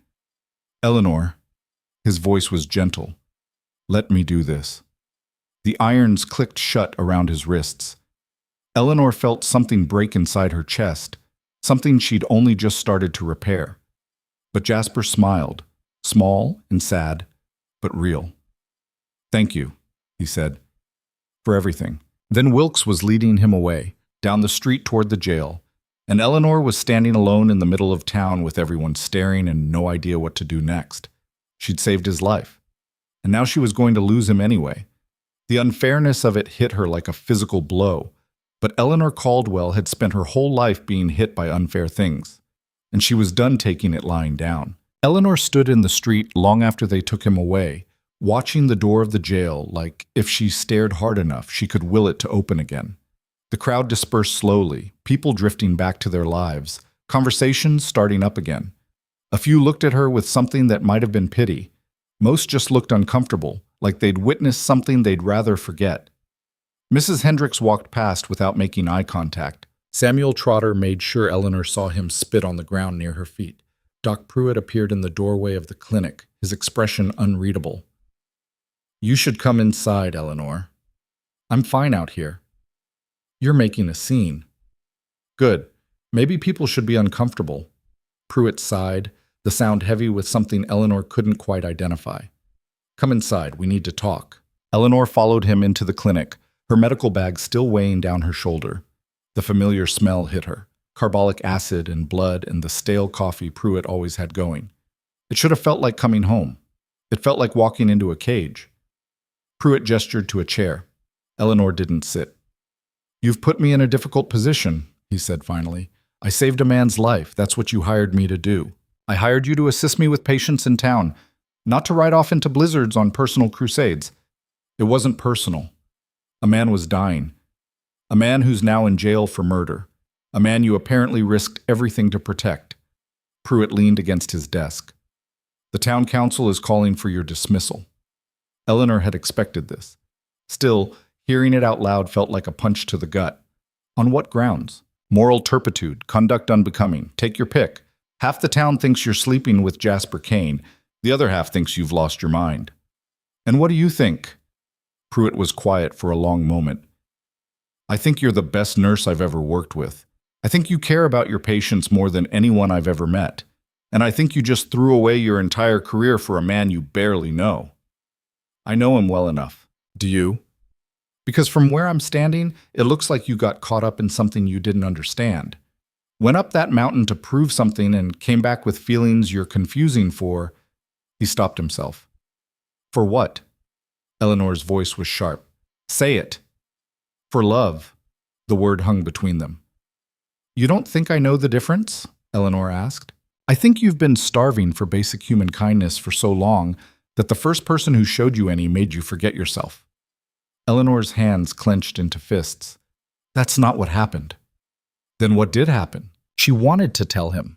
Wanted to explain about the cabin, the fever, the nights when Jasper looked at her like she was something precious instead of something broken. Wanted to make him understand that this wasn't desperation or delusion or whatever condescending explanation he was offering. But the words wouldn't come, because maybe a small part of her wondered if Pruitt was right. It doesn't matter what happened, she said instead. Jasper's in jail, and I'm going to get him out. How? You have no money for a lawyer, no connections, no leverage. I have the truth. Pruitt laughed, bitter and sad. The truth doesn't matter, Eleanor. Not here. Not for people like you and Jasper Kane. The town's already decided what they want to believe. Then I'll change their minds. You can't. Watch me. She turned to leave. Pruitt's voice stopped her at the door. If you do this, if you keep fighting for him, you'll lose everything. Your position here, your reputation, any chance of working in medicine again. Is he really worth that? Eleanor looked back. Yes, he is. The jail was a small stone building at the end of Main Street, windows barred, door heavy and iron reinforced. Eleanor had never been inside before, never had reason to. She pushed through the door without knocking. Wilkes was at his desk, feet up, reading a newspaper. He looked up when she entered, expression souring immediately. "No visitors," he said. I'm not visiting. I'm here to talk about dropping the charges." "Not happening." "You don't have evidence. You said so yourself. This is about Silver Ridge, not the trappers." "So?" "So Silver Ridge happened 8 years ago. And from what Jasper told me, the man he killed was guilty. Admitted it, even. Doesn't matter. Vigilante justice is still murder." "Is it? Or is it a man taking action when the law failed him?" Wilkes set down his paper. "Miss Caldwell, I don't know what you think you're doing here, but I'm doing my job, which is protecting my patient. Jasper Kane is still recovering from life-threatening injuries. Keeping him locked up in a cold cell could kill him. That's his problem. Actually, it's yours. If he dies in your custody, that's on you." Wilkes's eyes narrowed. "Are you threatening me?" "I'm warning you, as a medical professional. If Jasper Kane dies because you denied him proper care, I will make sure everyone knows it. I'll write to every newspaper within 100 miles. I'll testify at any inquest. I'll make your life a living hell. You're in no position to make threats. Neither are you." Eleanor leaned forward, hands flat on his desk. "You want to charge him with murder in Silver Ridge? Fine. But you'll need to extradite him. And that takes time, paperwork, communication with authorities there, weeks, maybe months. And in the meantime, you're responsible for his health and safety." "He'll be fine." "Will he?" "Because I can tell you exactly what happens when wounds like his don't receive proper follow-up care. Infection can return, sepsis can set in. He could be dead in 3 days, and you'd never see it coming." Wilkes shifted in his chair, uncomfortable. "What do you want?" "I want access. Daily visits to monitor his condition and change his bandages." "No." "Then you're responsible for whatever happens." They stared at each other across the desk. Finally, Wilkes said, 15 minutes. Once a day. And I'll be watching." "Fine." He stood, grabbed a keyring from the wall, and led her through a door into the back. The cell was exactly what Eleanor expected. Small, cold, a cot with a thin blanket, bars separating it from the rest of the building. Jasper sat on the cot, forearms resting on his knees, head down. He looked up when he heard footsteps. His expression shifted when he saw Eleanor. Something between relief and pain. 15 minutes, Wilkes said, unlocking the cell door. "And I'll be right outside." Eleanor stepped inside. The door clanged shut behind her. For a moment, neither of them spoke. Then Jasper said, "You shouldn't be here." "Probably not, but here I am anyway." Eleanor set her medical bag down, started unpacking supplies. "Take off your shirt. I need to check the wounds." "Eleanor, shirt off now." Jasper sighed but obeyed, wincing as he pulled the fabric over his head. The bandages were clean. He'd been careful, at least. But when Eleanor peeled them back, she could see the edges of the wounds were inflamed again. Not infected, not yet, but heading that direction. "You need to keep these cleaner," she said, cleaning the area with carbolic acid. "And you need rest. Real rest. Kind of hard to rest in a jail cell." "I know." She worked methodically, rebandaging the wounds with fresh cloth. "I'm going to get you out of here." "How?" "I don't know yet, but I'll figure it out." Jasper caught her wrist gently. "Don't." Eleanor looked at him. "Don't what?" "Don't throw your life away for me. Pruitt's going to fire you. The town already hates you. If you keep pushing, they'll run you out completely. Let them." "Eleanor, no. Listen to me." She took his face in her hands, forced him to meet her eyes. "I spent my entire life letting people tell me what I was worth, letting them decide where I belonged, what I deserved. I'm done with that. If they want to run me out of town, fine, but it's going to be on my terms, not theirs." "And then what? Where will you go?" "I don't know. Maybe I'll come to that cabin you mentioned. Maybe I'll go somewhere else entirely. But wherever I go, it's going to be because I chose it, not because someone made me." Jasper's expression cracked. You're the stubbornest person I've ever met. Takes one to know one. He pulled her down, kissed her hard and desperate through the bars of the cell. When they broke apart, Eleanor was smiling despite the tears on her face. I'm not giving up on you, she said, so get used to it. I'm already used to it, Jasper said. That's the problem. Outside, Wilkes knocked on the door. Time's up. Eleanor gathered her supplies, shouldered her bag. At the cell door, she looked back. I'll be back tomorrow. I'll be here, Jasper said. Not like I have much choice. Eleanor left the jail with a plan forming in her mind. Not a good plan, maybe, but a plan nonetheless. She went to the church, not to pray. She'd never been much for prayer, and these days she wasn't sure there was anyone listening anyway. But because the church was where the town council met, and she knew they were meeting tonight to discuss her dismissal. The minister, Reverend Hatch, looked surprised when she walked in. Miss Caldwell, can I help you? I want to speak at the council meeting tonight. I don't think that's appropriate. I think it's extremely appropriate. You're discussing my employment. I deserve the right to defend myself. Hatch hesitated. The council has already made up their minds.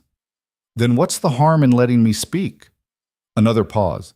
Then, reluctantly, fine, but you'll have 5 minutes, no more. I'll take it. The meeting started at 7. Eleanor showed up at 6:45 and took a seat in the back row. The council consisted of 5 men: Hatch, Harris from the general store, the mayor, the owner of the saloon, and a rancher named Mackenzie who ran cattle in the foothills. All of them looked uncomfortable when Eleanor walked in. They went through regular business first: approvals for new construction, discussions about road maintenance, arguments about water rights. Eleanor sat through it all, hands folded in her lap, waiting.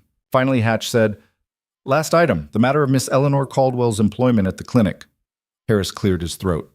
Motion to terminate immediately on grounds of moral turpitude and conduct unbecoming. Second, the mayor said. Any discussion? Hatch asked. Eleanor stood. I'd like to speak. The council exchanged looks. 5 minutes, Hatch said. Starting now. Eleanor walked to the front of the room, faced them all. You want to fire me, she said. Fine. You have that right. But before you do, I want you to understand exactly what you're firing me for. She had their attention now. I'm being dismissed because I saved a man's life. Because when everyone else in this town said he wasn't worth saving, I rode into a blizzard and brought him back from the edge of death. That's my crime. That's what you've decided is immoral and unbecoming. You helped a murderer, Harris started. I helped a patient, a human being who was dying. That's my job. That's what you hired me to do. Or does my oath as a healer only apply to people you approve of? Silence. Jasper Kane killed a man 8 years ago, Eleanor continued. Yes, that's true. But that man murdered his wife and 6-year-old daughter and was going to get away with it. And when Jasper went to the law, when he begged them to do something, they told him there wasn't enough evidence. So he took matters into his own hands. And you know what? I don't blame him. The law, the mayor began. The law failed him, just like it fails people every day. Just like it failed me when I was blacklisted back east for doing my job too well. Just like it's failing Jasper now because it's easier to punish him than to admit the system is broken. Eleanor's voice rose. You want to fire me for having morals? For caring about people the rest of you have written off? Then do it. But own what you're doing. Don't hide behind words like turpitude and conduct. Say what you really mean. Say you're firing me because I'm fat and difficult and I made you uncomfortable. Miss Caldwell, Hatch tried to interrupt. Say it, Eleanor demanded. Say I'm being dismissed because I don't fit your idea of what a woman should be, because I'm too big, too loud, too unwilling to stay in my place, because I dared to think I had the same right as anyone else to make my own choices. Her voice cracked, but she pushed through it. I have spent my entire life being told I'm not good enough, not thin enough, not pretty enough, not quiet enough. And I'm done. I'm done letting people like you decide my worth. So yes, fire me. Run me out of town. Do whatever you need to do to make yourselves feel better. But know this, I will walk out of here with my head held high, because I know what I did was right, and nothing you say or do will ever change that. She stopped, breathing hard, hands shaking. The room was dead silent. Then Mackenzie, the rancher, spoke up. I got a question. Eleanor looked at him. This Jasper Kane, you love him? The question caught her off guard. What? Simple question. You love him? Eleanor's throat tightened. Yes, I do. And you think he's a good man? Yes? Despite what he did? Because of what he did. Because he loved his family enough to get justice for them when no one else would. Mackenzie nodded slowly. I had a daughter once, lost her to cholera when she was 7. If someone had killed her deliberately. He stopped, jaw working. Can't say I wouldn't have done the same thing Kane did. Harris made a disgusted sound. That's not the point. Then what is the point? Mackenzie cut him off. We're here to judge this woman for saving a life, for doing her job. And the only reason we're doing it is because we're uncomfortable that she did it better than any of us would have. She's made a mockery of this town, the mayor said. No. We made a mockery of ourselves when we let her ride into that blizzard hoping she'd die. Mackenzie stood. I vote to keep her employed, and I vote to drop all charges against Jasper Kane. You can't do that, Wilkes said from the back of the room where he'd been standing. This is a town council meeting, not a trial. No, but the council can make a recommendation to you as sheriff, and I'm recommending you let that man go. On what grounds? On the grounds that holding him is a waste of resources and time. On the grounds that he hasn't committed any crimes in this territory. And on the grounds that if you don't, I'll personally fund his legal defense and make sure every newspaper in the territory knows you're holding an innocent man for crimes you can't prove. Wilkes's face darkened. Are you threatening me? I'm telling you how it's going to be. The room erupted in arguments. The council members talked over each other, Wilkes shouting to be heard, Hatch trying to restore order. Eleanor stood in the middle of it all, hardly daring to believe what was happening. Finally, Hatch banged his gavel hard enough to crack the wood. Enough! We'll take a vote. All in favor of retaining Miss Caldwell's employment? Mackenzie's hand went up immediately. Then slowly the saloon owner raised his. 3-2. It was enough. Motion carries, Hatch said, sounding tired. Miss Caldwell, you may return to work. Eleanor couldn't speak, could only nod. As for the matter of Jasper Kane, Hatch continued, we'll recommend Sheriff Wilkes release him pending further investigation into the trapper's disappearances. If evidence comes to light connecting him to those deaths, we'll revisit. Otherwise, he's free to go. Wilkes looked like he'd swallowed something rotten. Fine. But he's leaving town. I don't want him here. Agreed, Hatch said. Mr. Kane will depart Copper Falls within 24 hours of release. Eleanor found her voice. And if he chooses to stay in the territory? At his cabin? Then he stays at his own risk, but he doesn't come into town, understood? Understood. The meeting adjourned. People filed out, most of them not looking at Eleanor. But Mackenzie stopped beside her on his way out. My wife died 3 years back, he said quietly. Fever that turned to pneumonia. Doc Pruitt said there was nothing to be done. But I remember you came anyway. Sat with her for 2 days straight, trying everything you could think of. She still died. But you tried. And I never forgot that. Eleanor's eyes burned. Thank you. Don't thank me. Just keep doing what you're doing. World needs more people like you. He left. Eleanor stood alone in the empty church, letting the reality of what just happened sink in. She'd won. Not completely. Not perfectly. But enough. She'd kept her job. And Jasper was going to be free. For the first time in weeks, Eleanor let herself cry.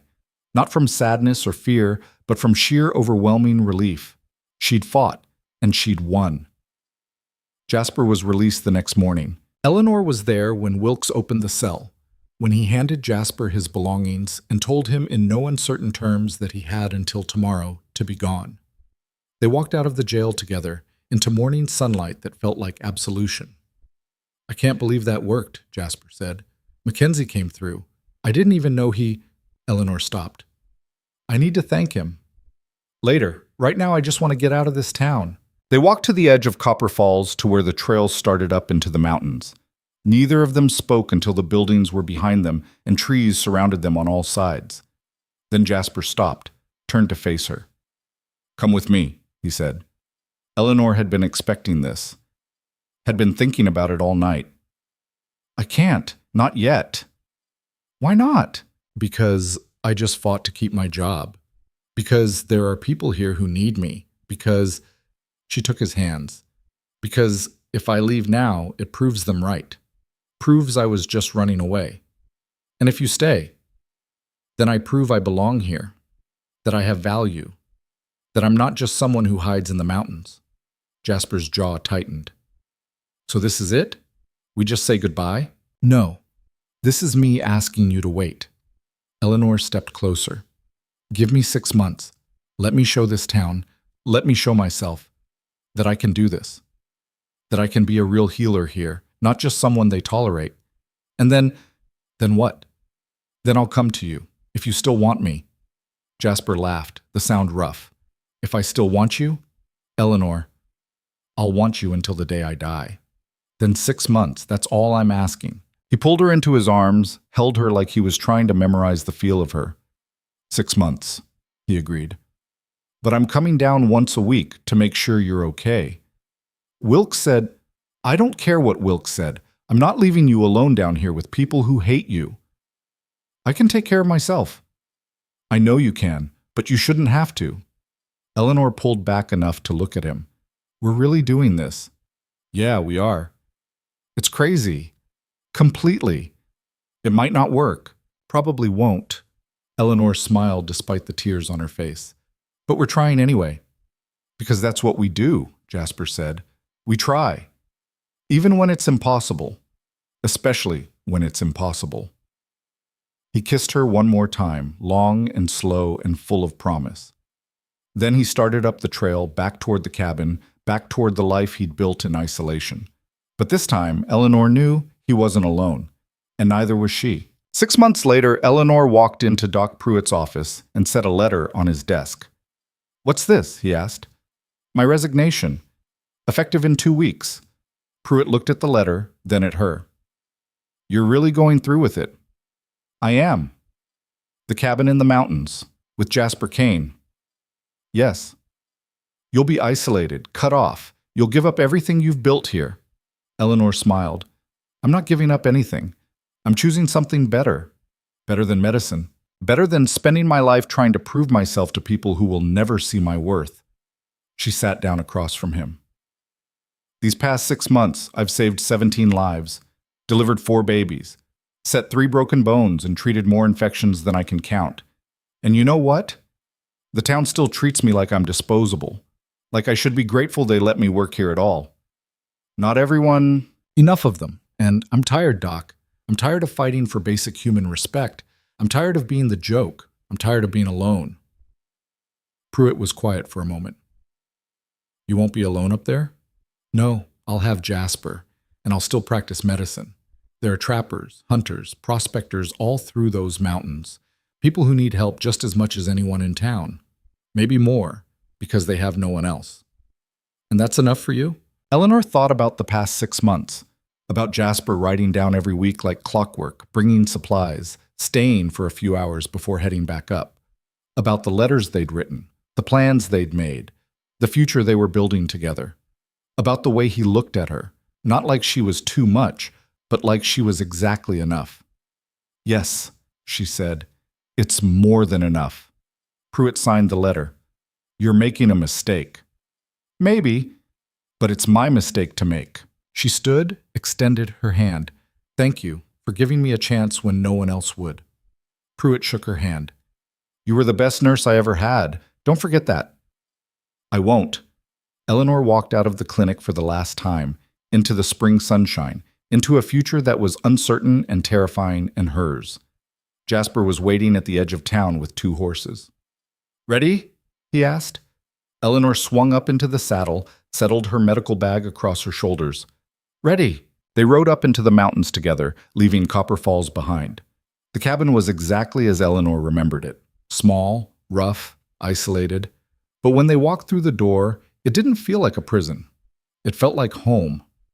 That first night they sat by the fire, Eleanor's head on Jasper's shoulder, his arm around her waist. You think we're crazy? She asked. Absolutely. You think it'll work? I think we'll make it work, because we're both too stubborn to do anything else. Eleanor smiled. Fair point.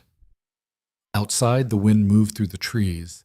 Inside, the fire crackled, and two people who'd spent most of their lives being told they didn't belong anywhere finally found a place where they fit. Not because it was easy, not because the world had changed, but because they'd chosen each other. And sometimes, that was enough. Eleanor Caldwell learned something in that cabin that she'd spent her whole life trying to understand. Worth wasn't something other people gave you. It was something you claimed for yourself. She'd ridden into a blizzard because a stranger needed help. She'd fought a town's prejudice because it was right.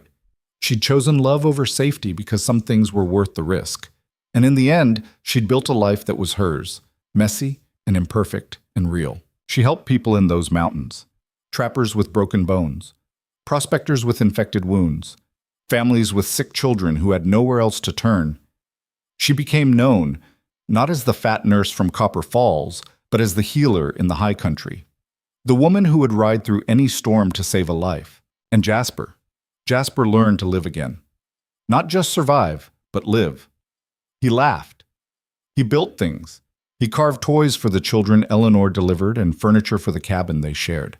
They fought sometimes. Over stupid things, important things, everything in between, because neither of them was easy and love was never simple. But they stayed. Through harsh winters and scorching summers, through doubt and fear and moments when it all seemed impossible, they stayed. Because some people are meant to find each other. Not because they're perfect, but because they're willing to fight for something real. And Eleanor Caldwell, who'd been mocked and dismissed and treated like she wasn't enough for most of her life, finally understood that she'd always been enough. She just needed to find someone who could see it. Years later, when travelers asked about the healer in the mountains, they'd hear stories. About the woman who'd ridden into a blizzard. About the man she'd saved. About the love they'd built in the wilderness. Some people said it was romantic. Others said it was foolish. Eleanor didn't care what they said.